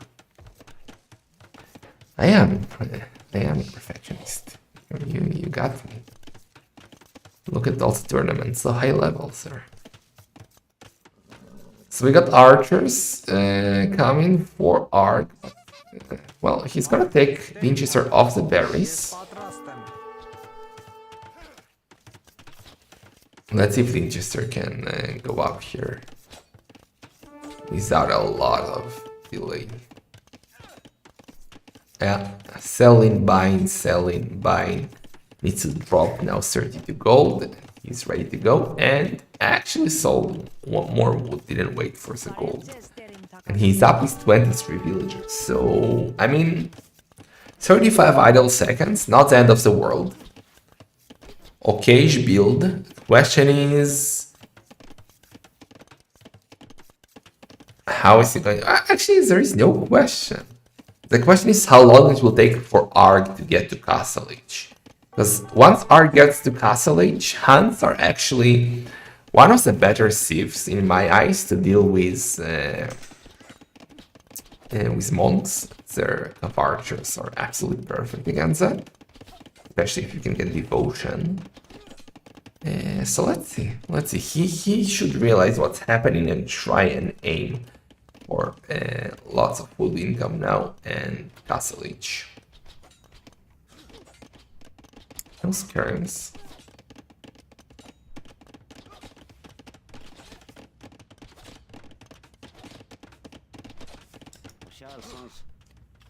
Wait, where did he come from? Why did he do a strike? I help. That's a game changer. Damn you, wall. Okay, so first church here. Yeah, even more defensive.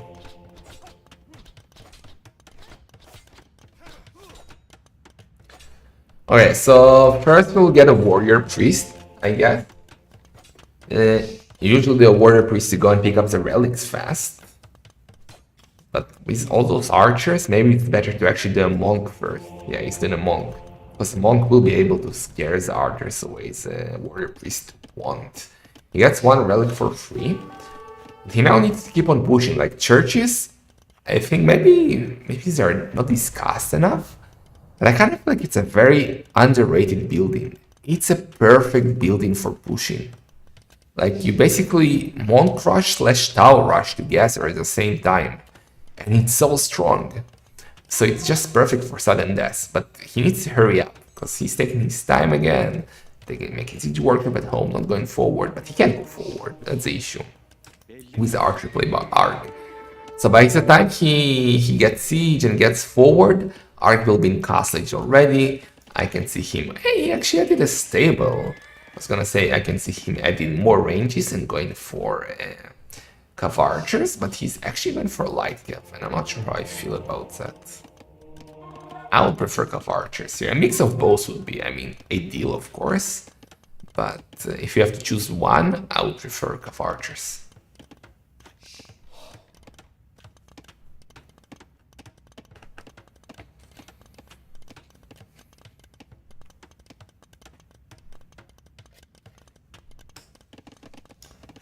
Alright, scouts are already being queued up.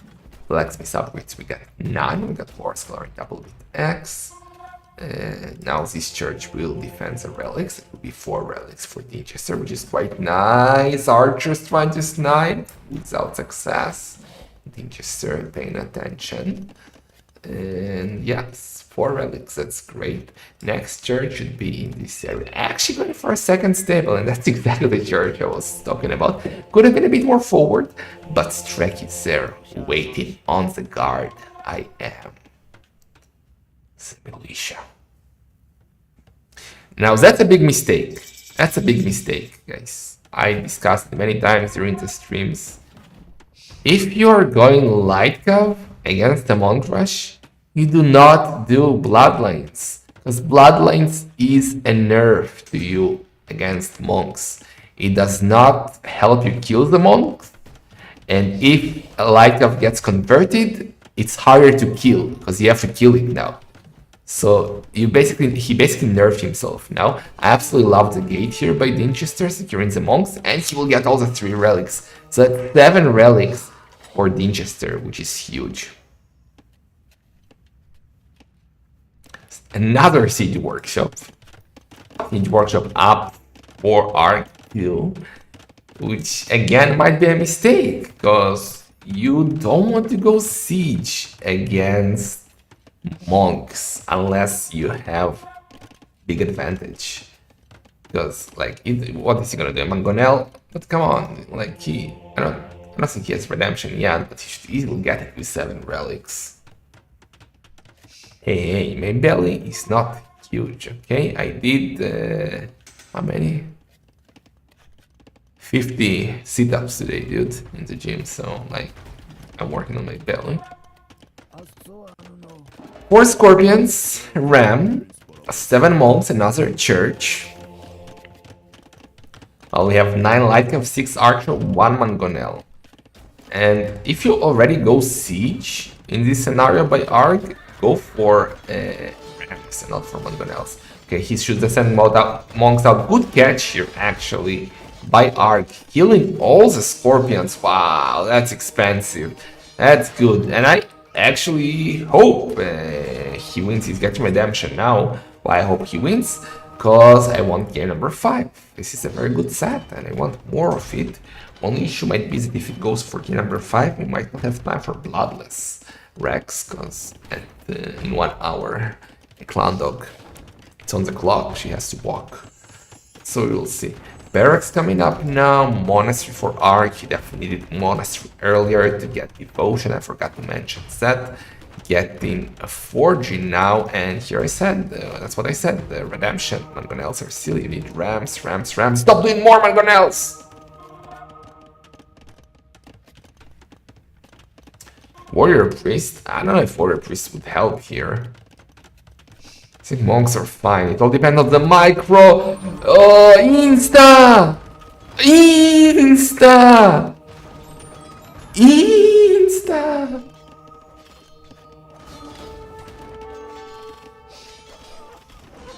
Double barracks, damn. This like might end up badly for Ark. He was at such a good position, and instead of finishing the game by adding rams, he added mangonels, and now he keeps on adding mangonels. Finally rams, but dude, that's 4 rams too many. I'm really scared for him right now.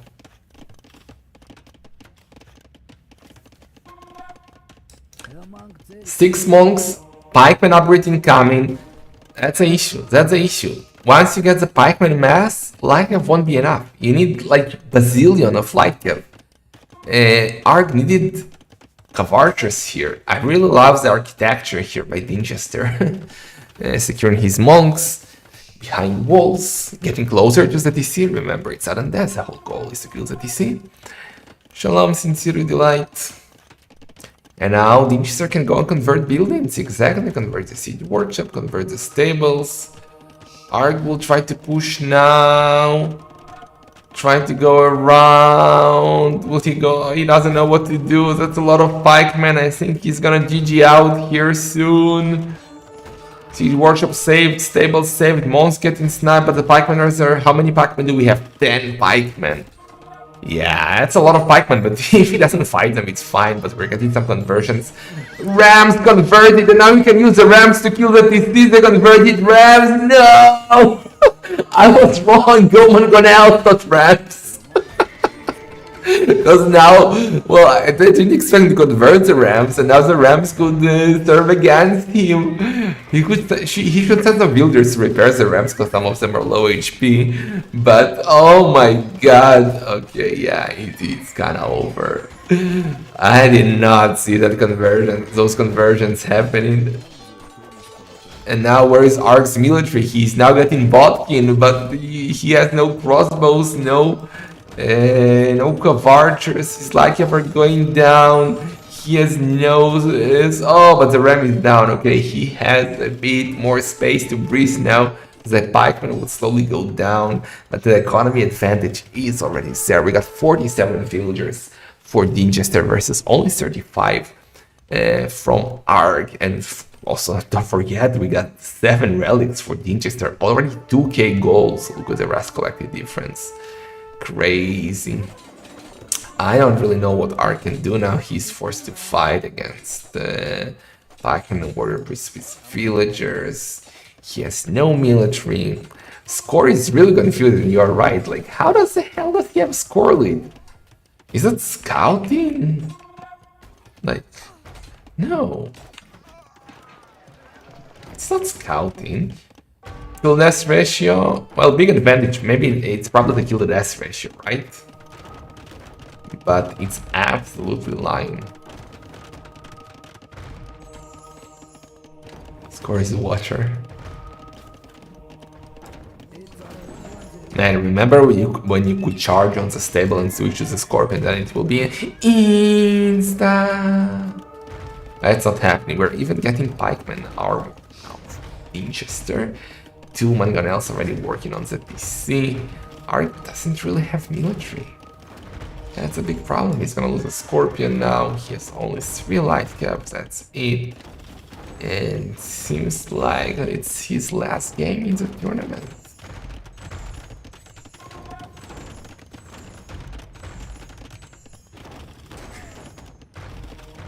This is getting bamboozled. Arg is trying. He believes sniping the monks with a light cap. How to stop this? He's thought he might be waiting for Mangonel, but he's just repairing till the end. PC is gonna go down. And GG. Ah, come on. We should have a rule. You cannot resign till the TC goes down. But Winchester started very questionably. I think it all went right for him once he decided to abandon the practice of Shikso and focus on, like, he thought, okay, Shikso is an open map player, what would the Shikso do? I should do the opposite. And after that he started planning good, he started winning, and he's 3-1 ahead here. Arg gave a good fight. He gave a good fight. But it was not enough, and Winchester is through one of the closer sets in round of 128, both 21 plus, very good level, and yeah, that's it. So we have 1 hour, so we will go to the Rex of Bloodless now. Then again, I'll go for a break, and then we'll come back for another live set, which should also be very, very close in level, and a high level, not a pleb close level, a very high close level between Chaos to Win and Davehan, which should be insane. That will happen at 20 GMT. Wait, what time are you playing? T90. Don't tell me it's 20 GMT. But after 20 GMT it will be so late. So of course it will be a good clickbait. We will see. Tell me what time you play. Actually, I will check the scheduling channel. Abandon Shikso strategy-wise can never be wrong. Shalom macro. Budget third. Congratulations, Winchester. I like 20 GMT-ish. Damn, that's exactly when Chaos and Dave are playing, and that's a very good set.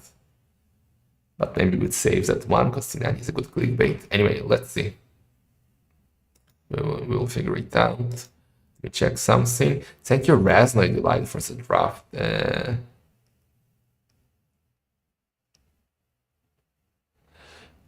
So let me prepare the next set for us.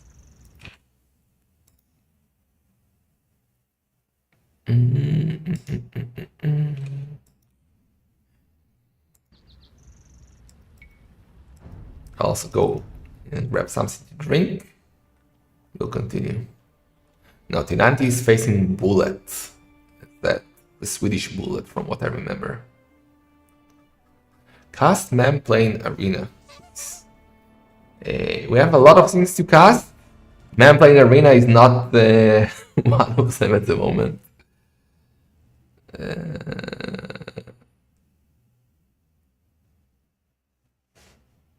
So let's see.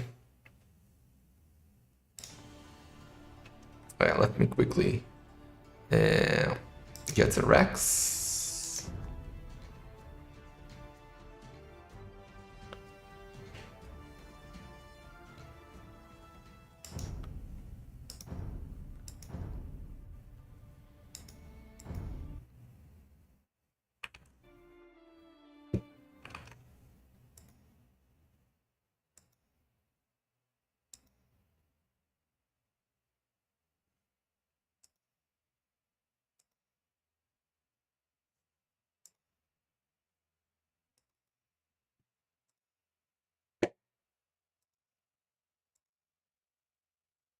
Put some music for you while we wait.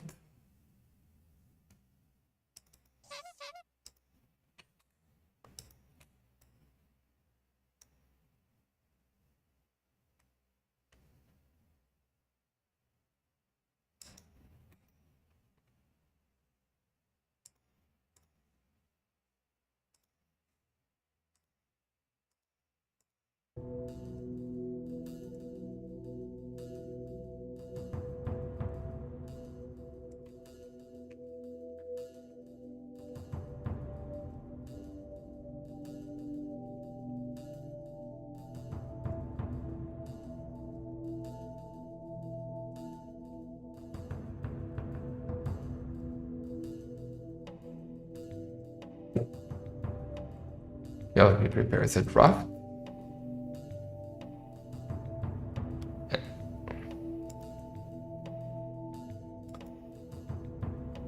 I saw what you wrote, Tresna. I will think about it. Don't put pressure on me. Accra is my favorite map. It's a good map, right? Let me just prepare as a draft here. So it will be... Let's see. It will be Bloodless versus Jian. Oh shit.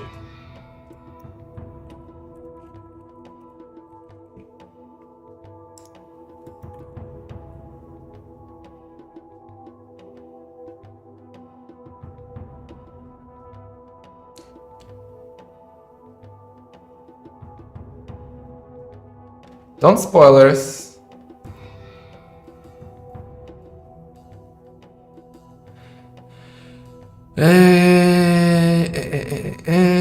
Okay, let me just show you the drafts. I'll be right back in a second.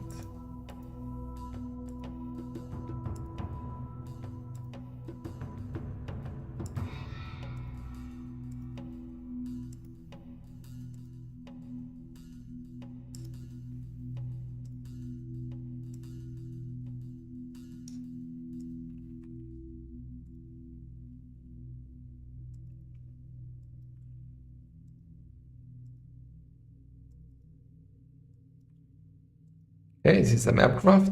We got Wellsprings again as the first map. Triple Tunnel Arena Hideout and Akarai. Let me show you the sieves.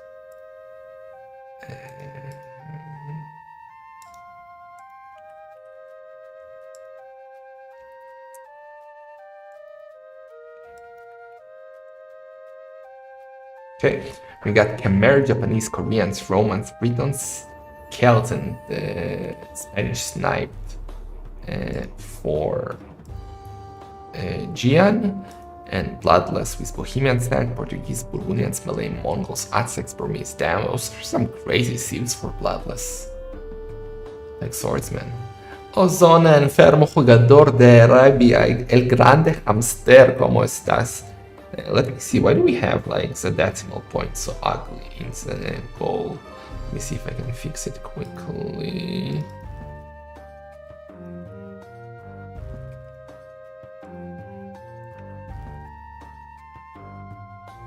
No, still ugly.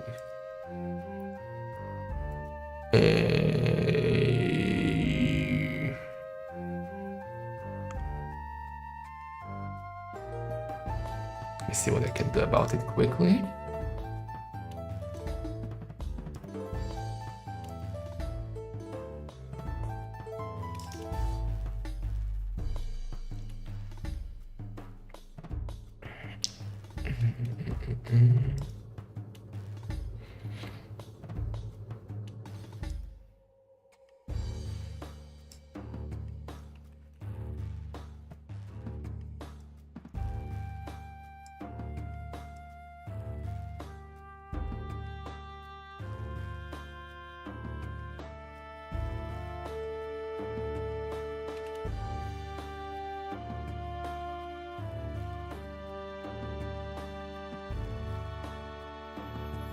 Should be good now. I'll be right back in 1 minute, guys, and we'll go.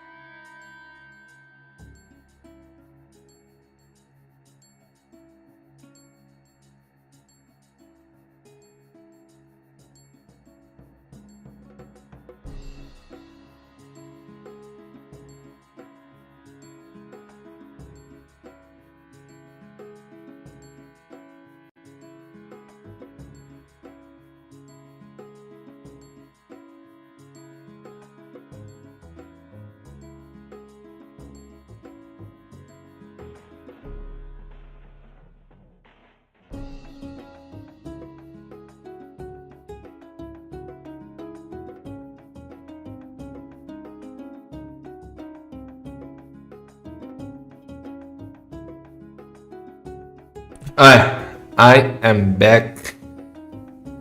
Let's get ready for game number 1, guys. Gonna be so high levels are telling you, despite Bloodless being in the set.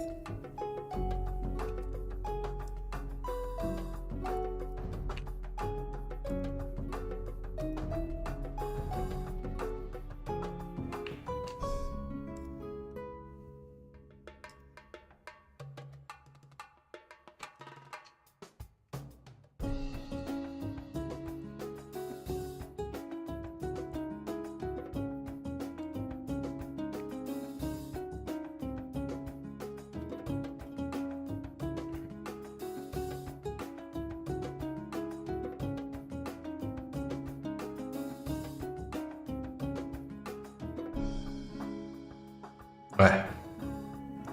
We are ready. Let's go.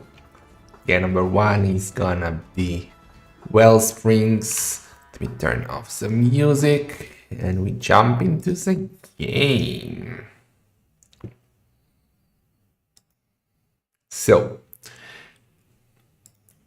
this was played earlier today. We got Bloodless, known as like OP here in yellow, playing with the Malay. And on the other side, Whitey, Jian, Hey, letters I do not know, playing with the Romans.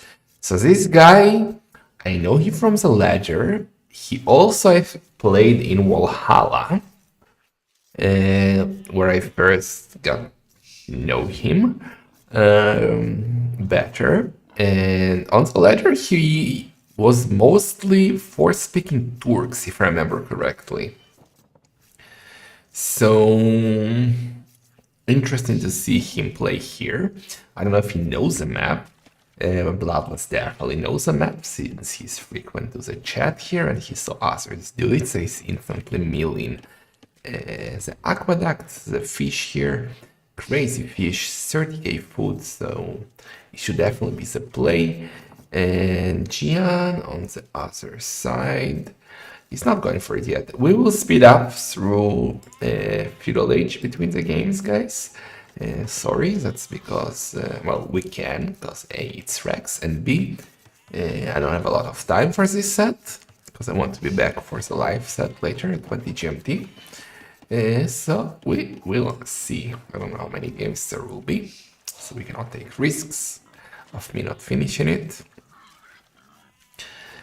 Okay, so what team do you prefer? Oh, pick the title, you're right, let's pick the title quickly. Finally, you're being pretty good for something a Yogi fan. It's Bloodless versus Jian. We also updated on YouTube for our 5 beautiful viewers there.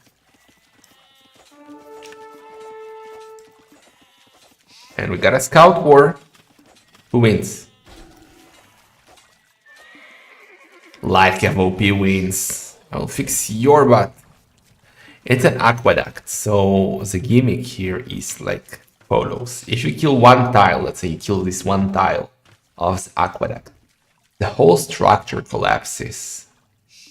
All the bridge falls, all the fish will go down, and these 2 tiles of wall will go down as well as these 2 tiles of wall. So you will have holes in your walls and you can make a surprise attack. Like a Gaia wall, of course, you cannot kill it with villagers, you can only repair it with villagers, so you can only do it with military or towers.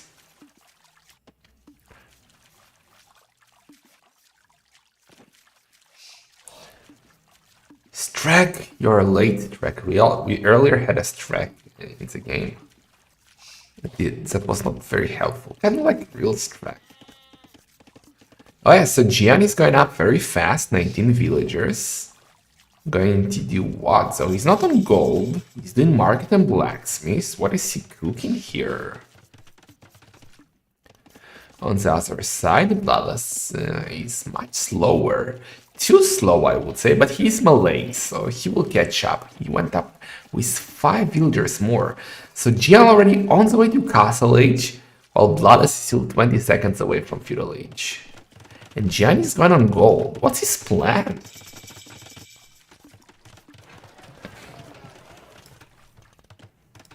Let's slow down now. Bloodless in Feudal Age, going for a market and a blacksmith. Okay, that's not the Bloodless I know, okay? Who are you and what did you do to Bloodless? The Bloodless I know would have a stable and would go scout on arena, on a map with walls. So, what happened to you, Bloodless? All in Scorpions? I mean, it has to be all in, it's sudden death, there is no other options. You, you have to go all in something. And kind of makes sense, right? Do Romans still get something with Scorpions that is interesting? Okay, they cost 60% less gold. And the unique tech is the attack 33% faster. Okay, but remember when they were the only saves that got ballistics for Scorpions? I remember. Yeah, forward siege workshop, double siege workshop, let's go. That's what I wanted to see on this map. Double siege workshop. I don't know if Jian knows about as the aqueduct. Let's see what he will attack, because it's nicer like to have this whole opens in one tile. But let's see. Bloodless, he didn't see that yet. He might see it now with the scout. He's going there. Opponent is both are, well, I don't know what Bloodless is anymore. He's somewhere between 2k and 24 plus. I think Jian is around 22 plus.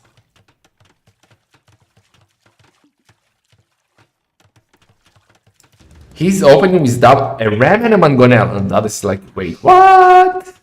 He's doing his monasteries now. Look at his food count. But he needs more monasteries. He needs monks. Okay, early redemption, that's very good. But he also needs early sanctity. He needs a third monastery. One monk is not enough without sanctity, because he gets one-shot by Mangonels. No. There are 2 tiles that go down around it. Watch. Baba boom! You see, the 2 tiles next to it went down. And these 2, since they were quite close, got damaged. We saw it one time, I saw it one time, that you actually had a gate on the aqueduct, and also the gate went down like that. So let's see. Siege is coming. No sensitivity. There is one monk. He has a sense of... Ooh, he can sense a Mangonel. Nice. There is one spearman, one villager. Are we gonna get an insta? Let's see if Bloodless can stop that. Insta! And he killed the Mangonel with the one that he converted. Is this over already? Are monks OP? Man, but I never get that lucky, right? Well, that's it for today, boys. Monks win again. Yeah, he's still doing Rams. But, well, it doesn't have a lot of options. And Bloodless is going through walls at nice. He's kinda scared that Jian will make his own monks, because Romans do get both Atonement and Redemption. So in theory they are good, but no Sanctity. So he's getting Atonement too. He should go forward and convert the Mangonels. I don't know what Bloodless is waiting for. He has 4 monks, dude. Be brave.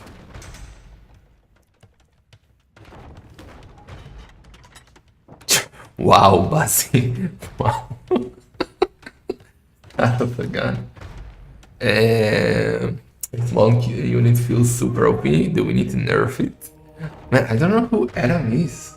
He definitely is not someone from Twitch, but I don't know which one.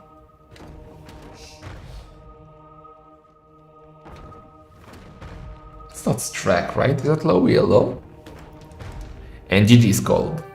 GG's gold. Monks win again in the game.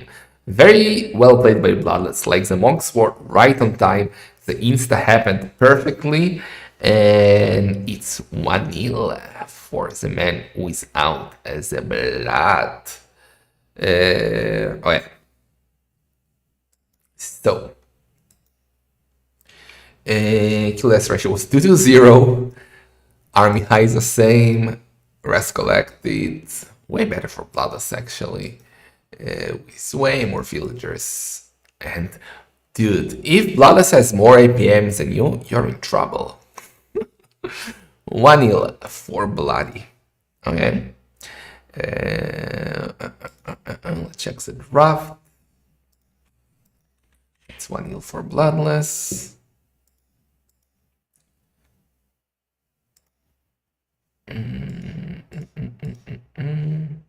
Just mark this.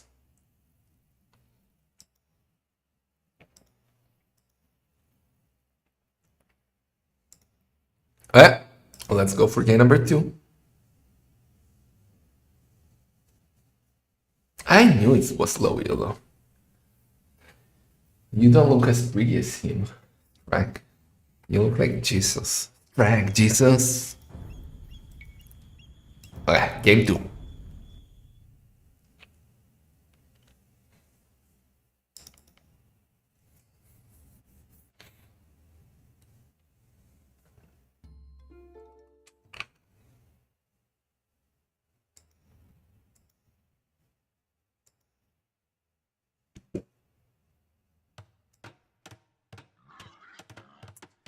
For game number 2, we got Hideout. Ooh, Dark Noob's home territory. What do you mean? Which life sets? I cast the games I feel like will be the most entertaining level-wise. So that was the schedule for today's this, and then Dave Hunt versus, but Capuch is gonna be one-sided. I think so. So that's why we are casting this. And later Dave Hunt versus Chaos. We will see maybe T90.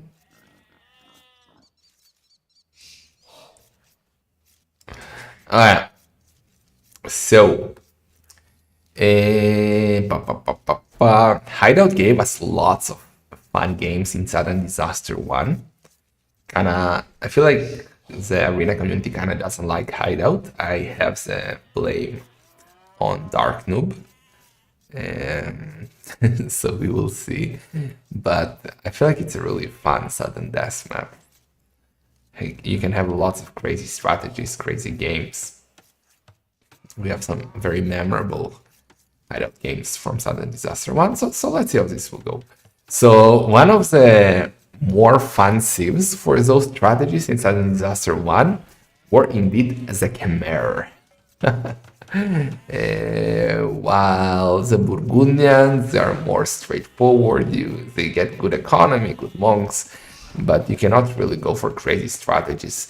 So I'm very curious to see if Jian is indeed gonna go for the Ballista Elephant cut here.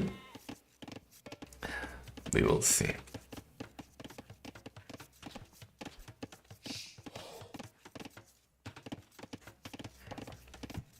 Don't you sudden hamster to me, Ande? Son of a gun.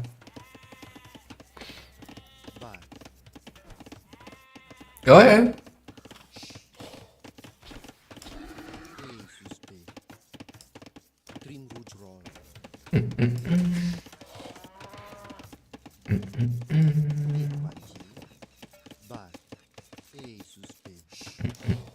Okay. So do we have eco upgrades already for Bloodless? Yeah, get a little bit decked, so probably get Horse Coloring Dark Age before getting his first farm up. What is, like, this is gonna end up with both going light, right? I can already smell that.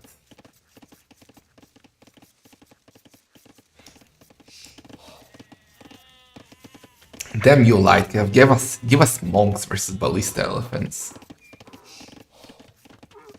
It's literally in his name, Lightcap OP. And yeah, Forest Color is incoming. For Bloody here.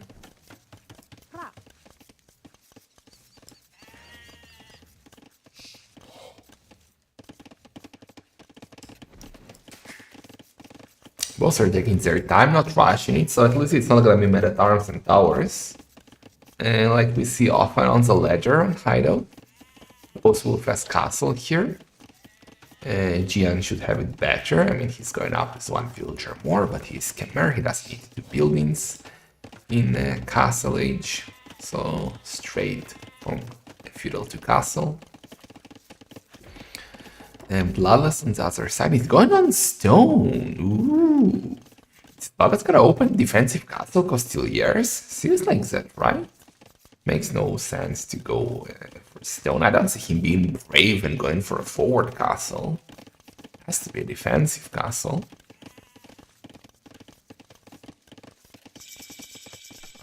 Yeah, no light cave also for Bloodless. Who are you, dude? And what did you do to Bloodless?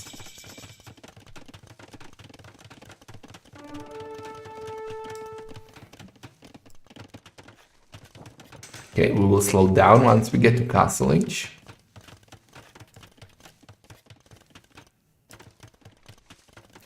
Mike, you're playing Dessaster tomorrow, right, Mike? I might cast it for the memes. Dessaster toying with his food. We got Boso and Heavy Blow incoming for Bloodless. He's going for a very strong economy. If you're expecting the Ballistica trap from your opponent, what do you think is the best counter strategy? To put pressure from the start. Like, even if he makes a castle at home, like Jian is doing, he's actually going for a castle. Crazy. I wasn't paying attention. He actually went on stone. So he has a stables, he has a few scouts, and he's going for a castle. It's gonna be Ballistica. I don't know if he'll go straight to Imp. But you see, the castle is here, but the TC is still exposed. And, well, he has light enough to defend, but if he didn't, you could just push him with Siege, Monk, Spike, and just kill the TC from this side before he gets to him.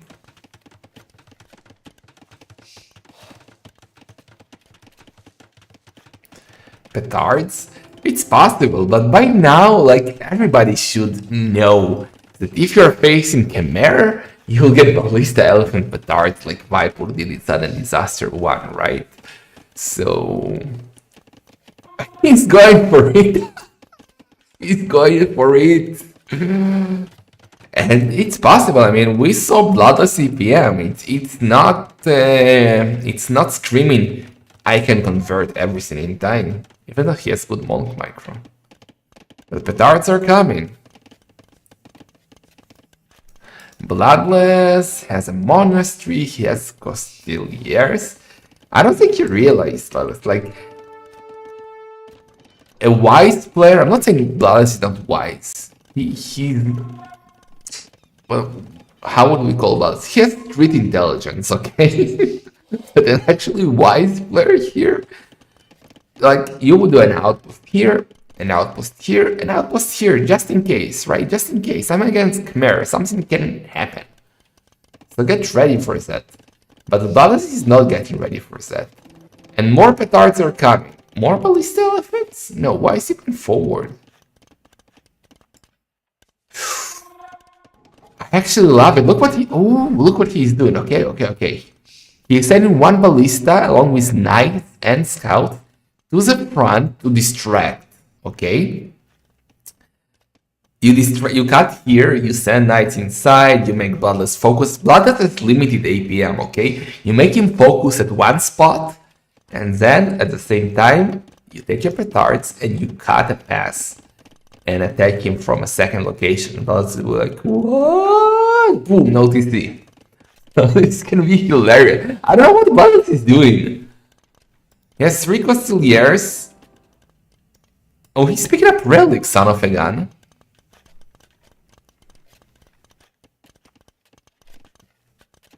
No, he's not showing exactly T90. He's not showing. He's distracting. And I love it. I mean, it will reveal that he actually has a castle, because up until now, Bloodless doesn't know that there is a castle. But I think it will only cause confusion and not... Let's see. Monks are waiting. Bloodless has Petards. Bloodless wants to go and raid with Costiliers. He can see the scout. Yeah, he sees a ballista. He cannot see the ballista.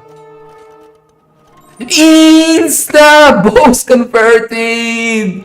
What's that? And he can see the ballista now. But the other ballista? Slowly coming. Oh man, he needs to shift click here. This could be sick! I love it. Alright, so Bloodless now knows there is a castle and there might be ballista elephant. His reaction? Nada. 9 petards! 9! 9! He's doing it in honor of Buzzy. 9 petards. He's distracting with the knights. We're getting Ista. Bloodless is focused. He has his monk magic going at the same time.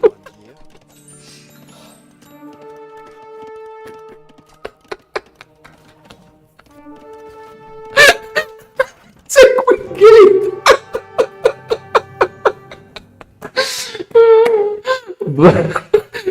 Bloodless with his quick gate. Absolutely glorious strategy by Jian. The Chimera petards strike again. Viper was first in Sudden Disaster 1. Bloodless did not make his homework, did not learn the lesson. And look at their butts exploding under his DC.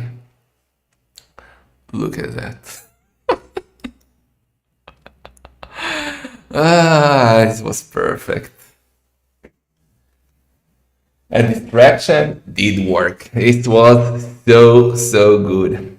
Okay, that was game number 2. We still have at least 2 games ahead of us.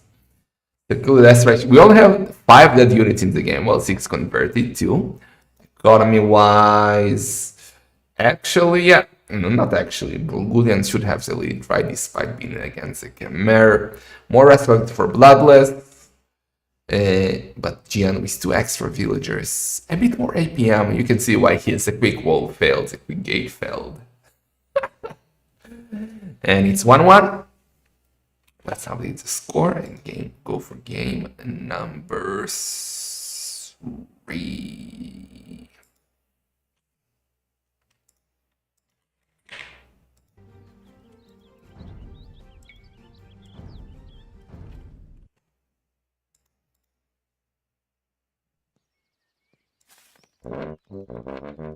Stop it! Cut it out! I have a glandular problem. That'll be $60. Big bada boom. Big baba boom indeed. Thank you for the $20.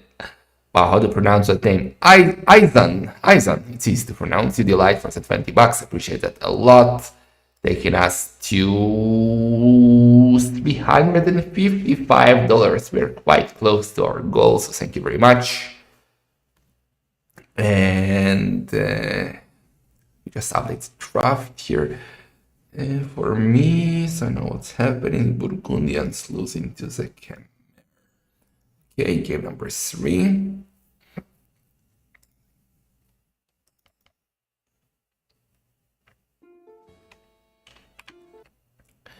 Game number 3 is here, and we got more of those walls, guys. I heckin' love walls. Third game in a row with walls after Wellsprings and Hideout. We got Arena with Chicken. So, Bloodless in yellow with Portuguese. Let's speed this up a bit through Dark Age again. And he's facing Jian with a Celt. So is Jian gonna eat the DC like Hong, or what are we going to get here? I would say Portuguese are much better. I mean, he has monks, right? And he is potentially victorious in Imp if he gets there. So let's see what's Jian thought process is behind the Celts here on Arena. No, not the classic Arena suit. One of the biggest brain plays of all time. Yeah, it was really nice. Okay.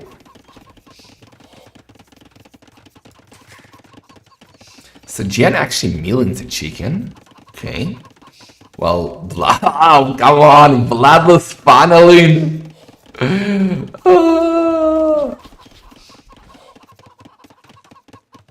Dude, I didn't know Bloodless is such an intellectual to chicken funnel. Look at that.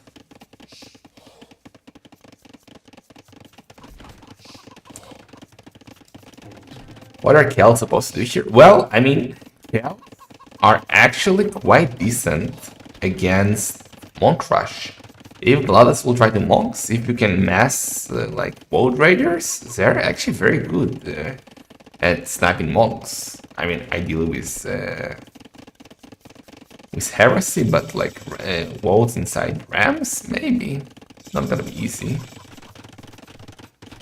Okay, so Feudal Age for Bloodless, going for a Market and a Blacksmith. Jian on the other side, Market, Blacksmith 2. And yeah, I went +4 rather than +2, my bad. He's heavy on the stone, so he's indeed gonna go for a Castle. And a Barracks too, interesting. While Bloodless on the other side is still funneling his chicken.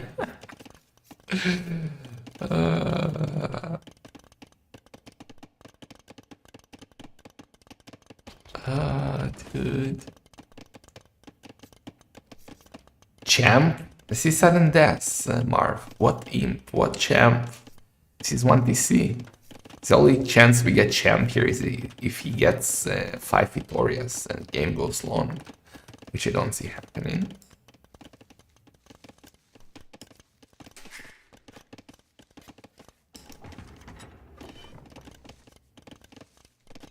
Ah, camp. Camp. Okay, sorry. What if he meant champ and misspelled? Fuck you, Brent. Don't question me. Okay, so we got Spearman and Bloodless. Not expecting that. Losing the scout. Ah, okay, what if they just camp? Well, then he will be in trouble. Chickens are GG out. Bloodless was on stone. He's gonna go for a castle. Defensive castle, yes, okay. Gonna go organ guns into monks, I guess. Defensive castle for health too. I would say it's so much better for the Portuguese, right? Potential for faster imp is there. Potential for victorious, better monks. I was wondering where the bear was going. Out of nowhere. Monastery coming up for Bloodless too.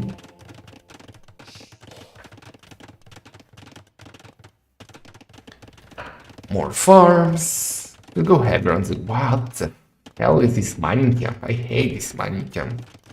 Dude, Bloodless. Have I taught you nothing? What is that? Ooh, Siege Workshop is coming up for Jian too. How about Siege Tower? Siege Tower Victoria. Siege Tower World Raiders. Let's go.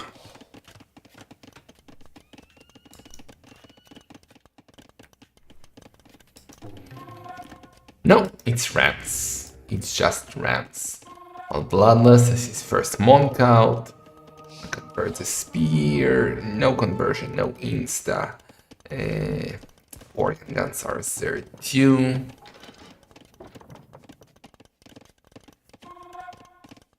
Siege Tower cannot take petards.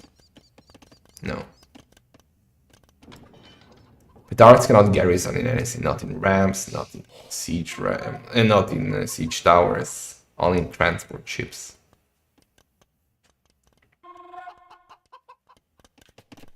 Usually I'm not an authority for this kind of knowledge. They do know my petard. Some more Rams incoming, and the votes are going into them. That means the Ram will be quite fast. Choo-choo! Okay, Bloodless again, just like in the previous game, walking around, picking up relics.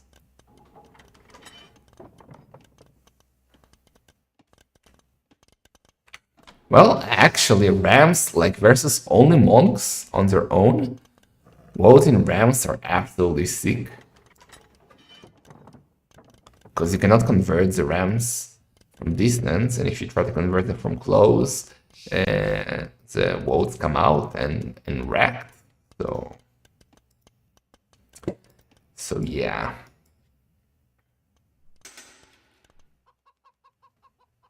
Sensity is in for Bloodless. We got 2 petards for Jian.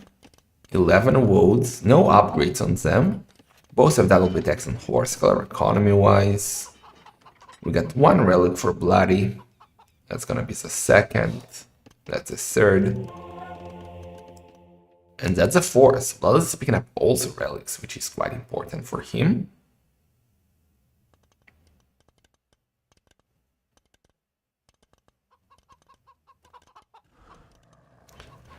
Oh, if you win, you face Lizzie. Why is Bloodless not deleted? Because it's actually nice. I mean, that's 0 effort now. Deleted it will give you what, 10 wood? But if you keep it and petards are coming, then like you actually need to spend the petard on 1 Palisade, so why delete it? Well, yeah, if he can make 6 rams, he can go for the DC in theory. Maybe he's going too early. But Bloodless is on the way to him, guys. And as I said, Portuguese, one of the better civs in my eyes for sudden death. I don't think it actually worked so far too well in sudden disaster. Portuguese mostly lost, if I remember correctly. But if you can get those Vitorias, basically the only civs that can get full economy. Okay, sneaky push. Bloodless is off. Like, Bloodless is not expecting stuff. That's what I don't like. Tournament Bloodless is a questionable character. Like, he's so much better on the ledger, I feel like. I don't know why he plays tournament. Not great. Let's see his reaction. I don't think you should waste the petards, you know? What do you think of Bloodless CPM? Will he notice this? He noticed! He noticed! Can he stop it? Quick walls? Okay, Bloodless with the quick walls. Now what? Stone walls. Nice, nice, nice, nice, nice, nice. But, oh no. He has no loom! Oh! He ignores the villagers, he goes for the TC with the walls too! Are you kidding me? Dude! This guy is a genius! And he force-picked Turks on the ladder, on arena! How is it possible? That doesn't go together! Usually Civ pickers don't have strategies, but this guy is cooking! This guy is playing amazing! And he's still 1 ahead! That set is already live on YouTube, dude. So obviously it will be uploaded by default, but what a great play by Jian. And Bloodless is in trouble. Bloodless now needs 2 victories. Beautiful command. That was simply amazing. Beautiful move by Jian, and he takes the lead. Bloodless needs to start winning, or else he'll be out earlier than expected. Okay, let me show the statistics quickly. Kill to death ratio better for Bloodless, which was not enough. That'll be $60. Another banger strat, great entertainment. Thank you so much, Anthony Delight, for another 20 bucks. Appreciate it a lot. Glad you're enjoying it and helping us with the cause for the admins. Really appreciate that. Taking us to 75% of the goal. Sick. Thank you, thank you. Villager numbers, big lead for Jian actually, because Bloodless clicked to imp. Look at the APM, 2 Tortugas. Okay, so let's update the score. It's 2-1 for Jian now.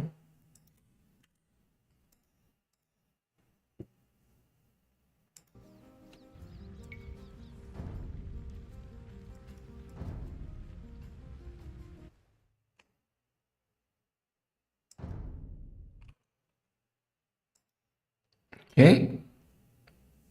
Hope now he comes down a bit. Well, we have at least one more game, so maybe he has more strategies cooked. Let's see, yeah, number 4.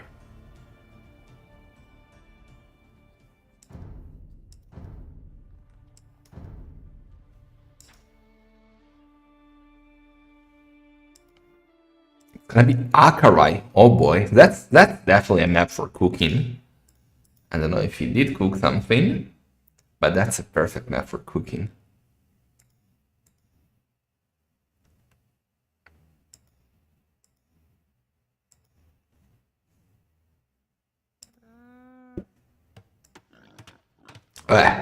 So Bloodless with Mongols. We already have seen Mongols today in the set between Arg and Winchester. And they worked out quite well, but this time he's against Koreans by Jian. Oh boy. Well, I guess we know what he's cooking, right? It's gonna be war wagons, right? No castle snipes. I'm still waiting for a first castle snipe. You can get 3 castles, yes. You see, Bloodless was trying to go and snipe that one, but Jian was there on time and he got it, and Bloodless should not lose his scout. Not gonna lose it. And yep. We have 3 castles at home. Obviously, you can only catch them once. You cannot recapture it, I mean steal it or so, by getting close to it. So yeah, I will speed this up a bit again till action begins, because I don't know if we'll have another game or not.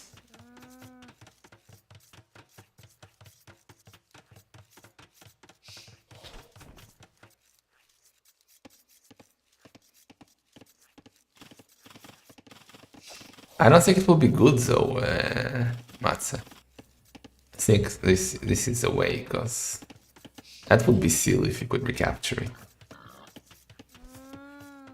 It will be chaotic, but kind of feel like too silly.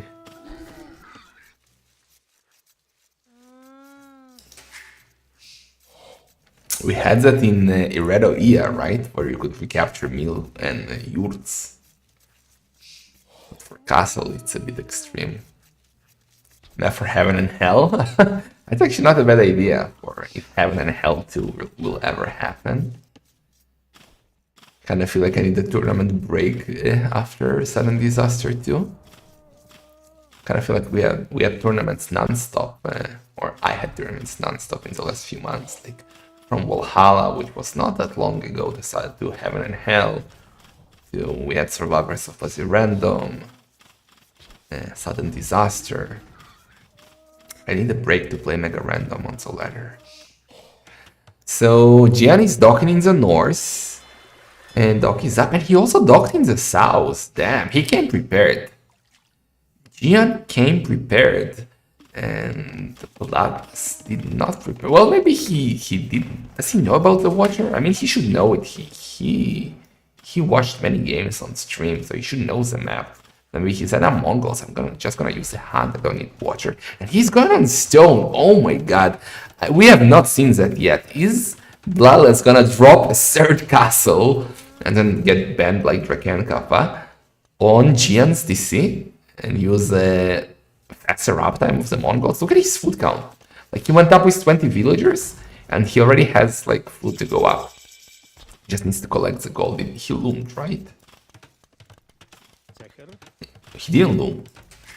Ah, okay. Makes sense. He didn't loom. But the tournaments were always fantastic. Thank you. I'm glad you liked them, dude. But it's a lot of effort, even though I have lots of admins. But still, quite a lot of headaches, these tournaments. Market blacksmith coming up, and Matsu will try to go up very fast. He can sell, he cannot sell wood, he has to sell stone, exactly. And he's already on the way to Castle Age, so much faster. Remember, castles are quite useless in Feudal Age, in Dark Age, right? They serve as defense, they're perfect to defend, you cannot get close to them, but the front is completely open. So is Bloodless the one cooking strategies this time? Because if he can collect enough stone, and he should, since he has 12 on stone, that's more than 50% of his economy is on stone, he can just send all his villagers, like send all the 22 villagers forward to drop a castle here. And if he manages to drop the castle here, he will win. Norcan is not banned now, it was a joke about him getting a warning for making triple castle in Masters of Arena. And good snipe by Bloodless, taking out one villager. Yeah, of course you can produce units, but only starting Castle Age, right? You cannot produce war wagons in Dark Age, that would be kind of extreme, maybe also for Heaven and Hell. I don't even know if it's possible. But yeah, it's only starting Castle Age.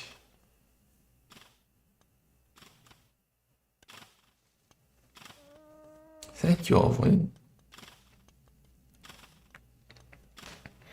Alright, Bloodless starts the Bloodless. Ooh, Jian. Ah, he almost saw that.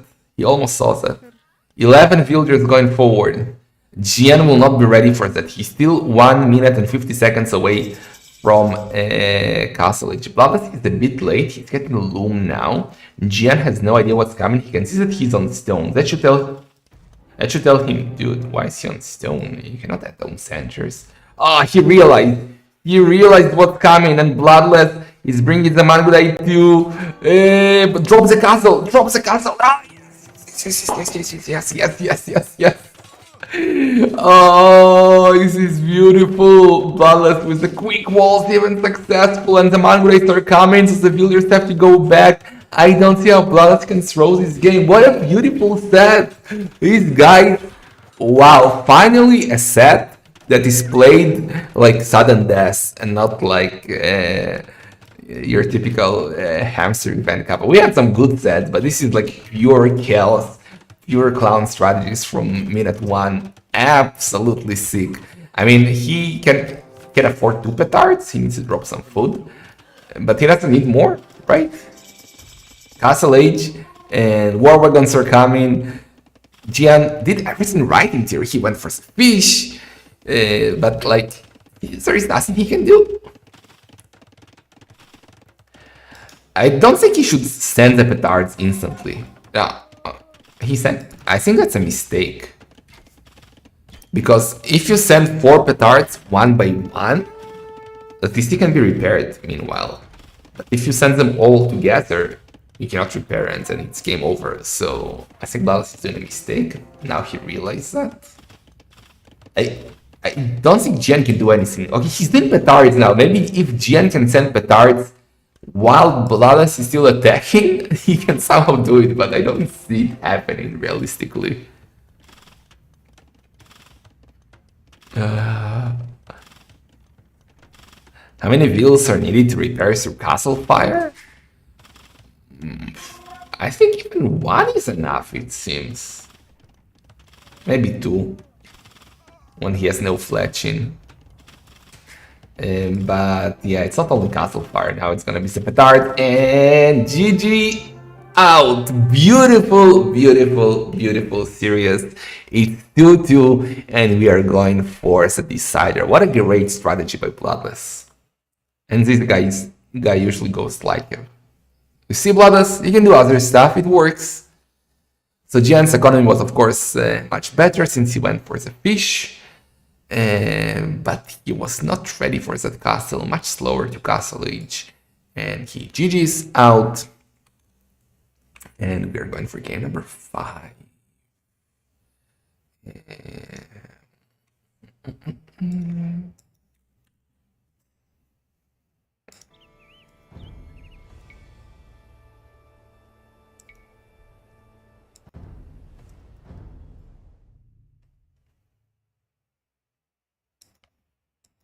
Triple tunnel to end the series. Wow.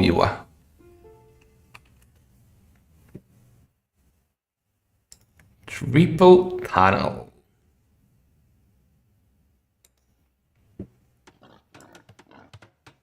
Alright. This is a big gameplay I was hoping to see in this tournament. Yeah.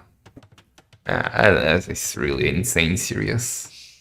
So happy I casted it. So, we got Bloodless with the Aztecs in yellow, and Jian is until with a Japanese on the other side, so kind of a classic matchup between these two civs.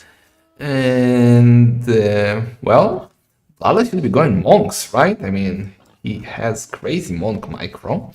Japanese might be good for fish boom here at the back. And let's see if Bloodless will go. She definitely should. So there is no reason to ignore the fish on this map.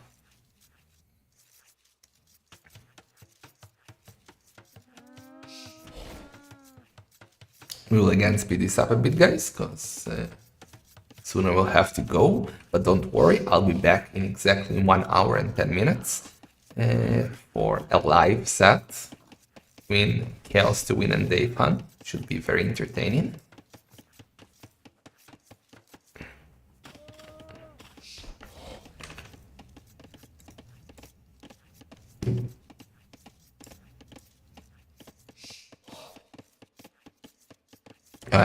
No skirms allowed.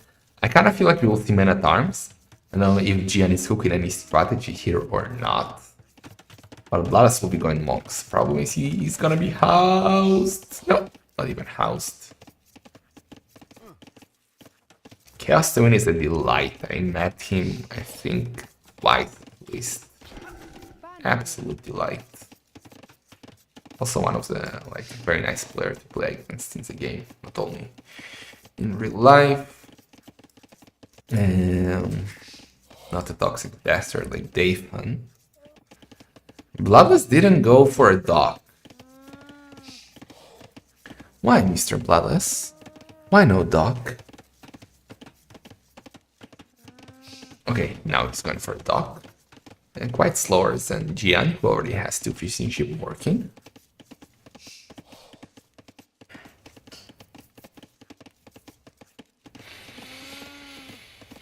Okay, Lumen coming for Jian. And are we gonna go up? Idle the TC a bit. Quite a lot, actually. 18 idle seconds. It's on the way to feudal. Going where? That's a weird lumber camp. Yeah, that's a very weird lumber camp. Why? This is so far away from home, both of them. Like, why not at the back, closest that you see, and so that you can escape if danger happens? I don't understand that. But maybe he's scooping something that they just cannot comprehend.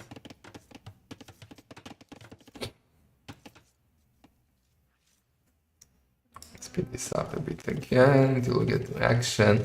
Bloodless is up to. It's gonna be 1 minute slower.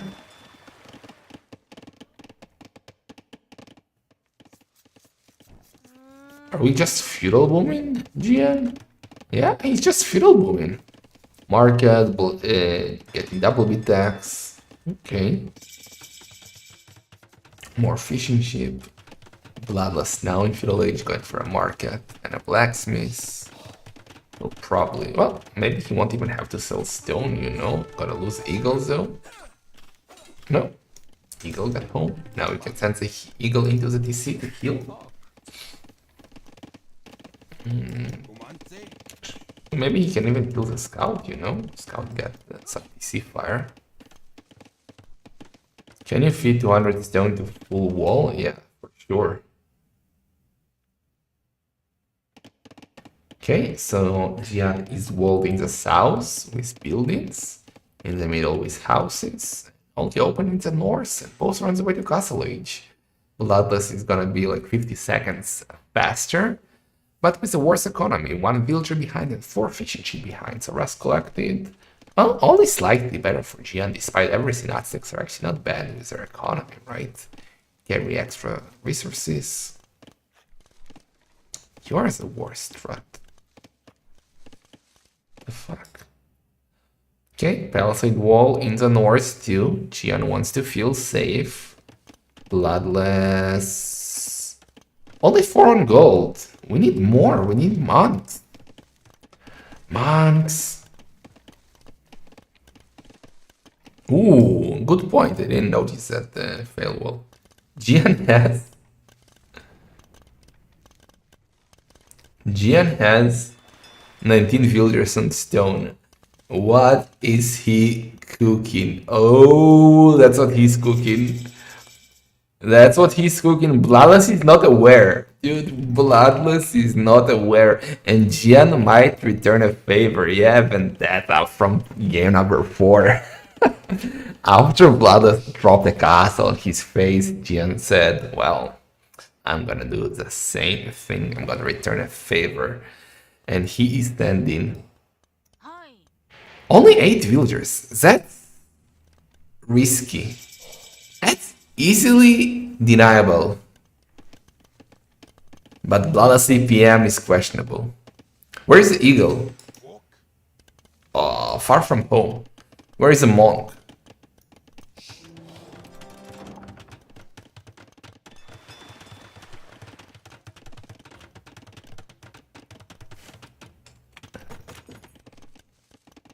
Oh my god. Okay, fine. Okay, never mind. I was gonna say, I don't even hate that, because that's a sneaky petard castle. Because imagine if he he could have done it forward, which is risky, because then Bloods can fight back. Or he could done it a bit at the back and mass petards, and then surprise Bloods. But he did in the middle, like not sneaky and not aggressive.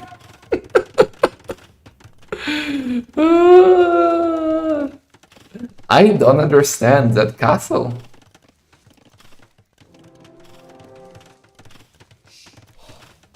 Bloodless is defending, but petards are coming.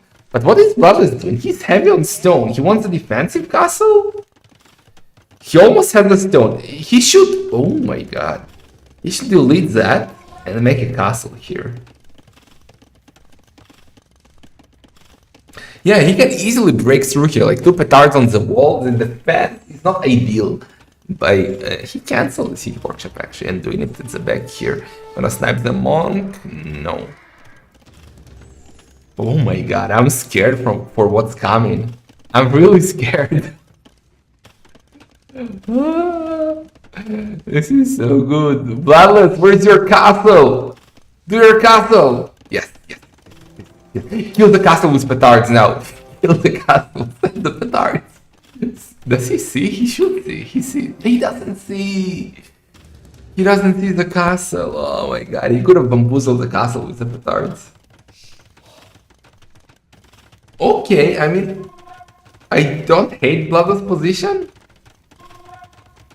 He's a bit ahead with economy. He has more rest collected. He has a defensive castle, but the pressure is on him. Botkin incoming. That's a lot of petards. Okay, hear me out. You mass 20 petards in that castle. You send the ram. Oh, he's doing more petards. You send the ram as a distraction to the castle fire. You send 10 petards to take that castle down, and the rest to take the TC down. It will work. I think Bloodless is aiming for Imp. No, he's doing Jaguar Warriors. What? What? What a great set, though. Okay, he's going again for what he did in the Celt game with the Rams and the... Oh, he's coming with the Celt and the Rams. Now he's doing it with Samurais. 8 petards, 3 Rams, 7 Samurais. Armor is in. Bloodless can see that? I don't know if he saw the petards, but he's re-walling. Don't open it. Oh, no, the castle. Shoot here. Shoot.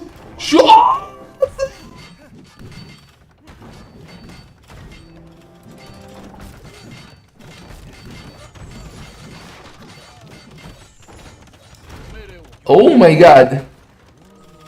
He needs to kill the rams! Kill the rams! No, the castle is going down! Oh. Bloodless! I thought he had it! Castle is down, but I think he's fine? Kinda? Is he? He has a stone for dude, just do another castle! Just do another castle! Okay, he's fine, he's fine. He's somehow fine. But Bloodless, his hands are shaking. He has no APM. He needs to do the castle, Bloodless. Do the castle, please. Get the castle.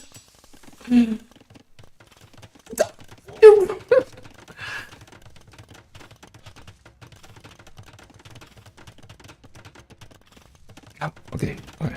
It's happening. We will go for round number 2. What is he said? Jian doesn't have the 8 petards anymore. He has only 2 rams. And Bloodless has monks. Only 3 of them, so he's now getting sensitivity. Yeah, stone walls here at the front would be insane, actually. Do we have neurons activated now? Will Bloodless try and go to Imp? He has a lot of gold in the bank. Did he pick up relics? 2 relics. Okay, so there's the 2 from the north. You can go for the 2 in the middle as well. I mean, you don't need to take the wall down. So there is a big hole here. Ah, that's a good point. Jian has more on food. I don't know where, actually. Where's he taking food? Ah, on the berries. Okay. Still working on those petards again. Lots of ram, lots of petards. While Bloodless getting +2 armor, massing the Jaguar warriors. I don't actually remember who wins in a direct fight between the 2, right? Because samurais have bonus damage against unique units, so against Jaguars. But Jaguars have bonus damage against infantry units, right? So samurais, or does it neglect each other? Samurais wins. +2 armor. Siege tower. Siege tower for Jian. Okay, a train for the samurais. They attack faster. Tried 60 versus 60. Oh boy. That's true science. Okay, distraction. Distraction with the siege tower. We have 4 rams, 6 petards. Is he just gonna go for the TC? I think he's going for the TC. Samurais pop out, monks are exposed. Siege tower is down. Petards went back. I think Blood is still in a good position. But Blood just needs to, like, I don't understand why he's not fortifying his base. He has now good military. He has defensive castle. His only worry is his TC going down. Why not, like, spam walls? Just random walls to slow him down. Even if you're not fully walled, like, 1 tile here, 1 tile here, 1 tile here. Don't give him free access to the TC.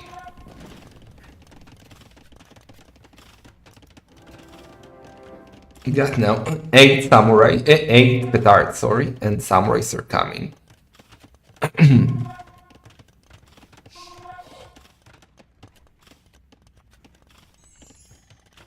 Too much APM for Bloodless. Let's see.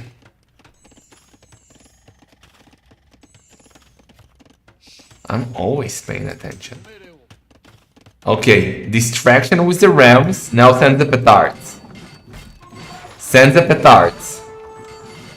He almost has a stone for another castle, by the way. Bloodless so far defending well. He now has a stone for a castle. Could have been more forward, but there is a mangonel also. Oh no. Bloodless is holding.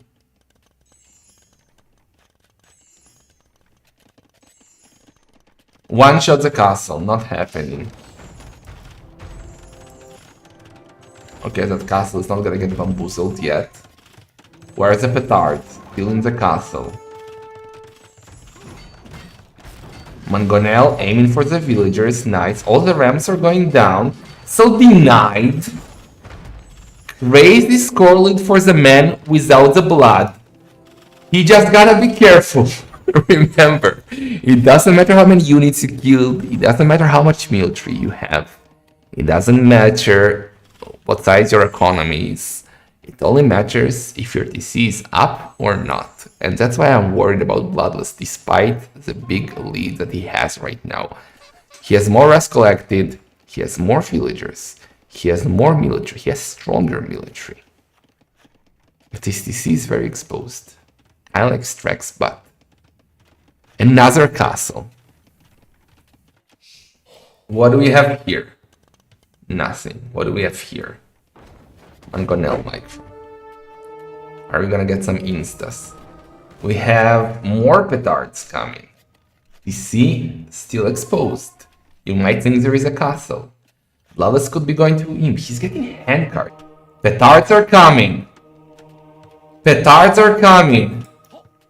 You got 11 of them. With this amount, he needs one more, and he can kill both the castle and the TC. If none dies on the way. We now have the number. We have 12.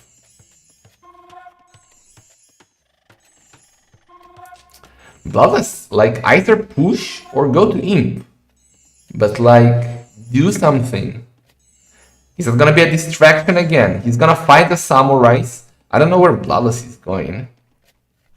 But the petards might be coming.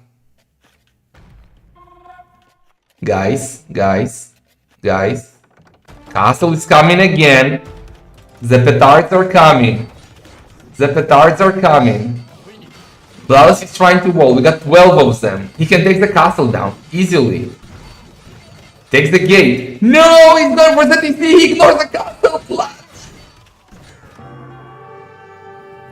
Not like this. Bloodless, I told you to fortify your defense. Bloodless. What an insane set.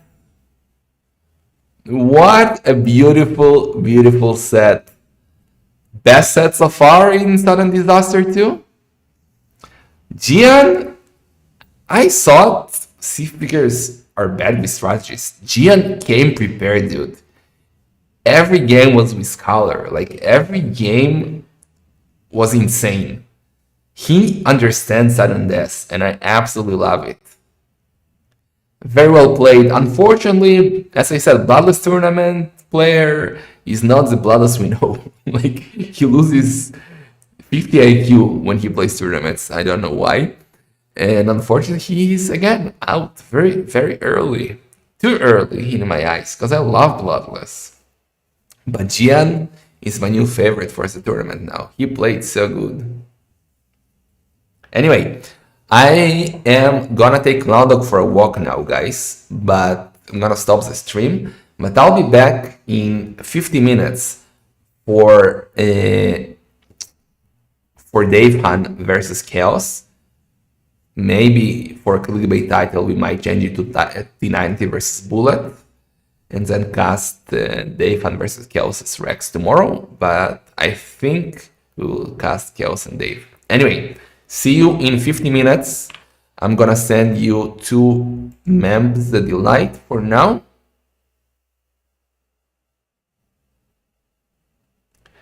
DM is at offline, so I will change it. Because like there are lots of there's a lot of text there, so mistakes could happen. Anyway, see you in 50 minutes, guys. Hope you're enjoying. Bye for now.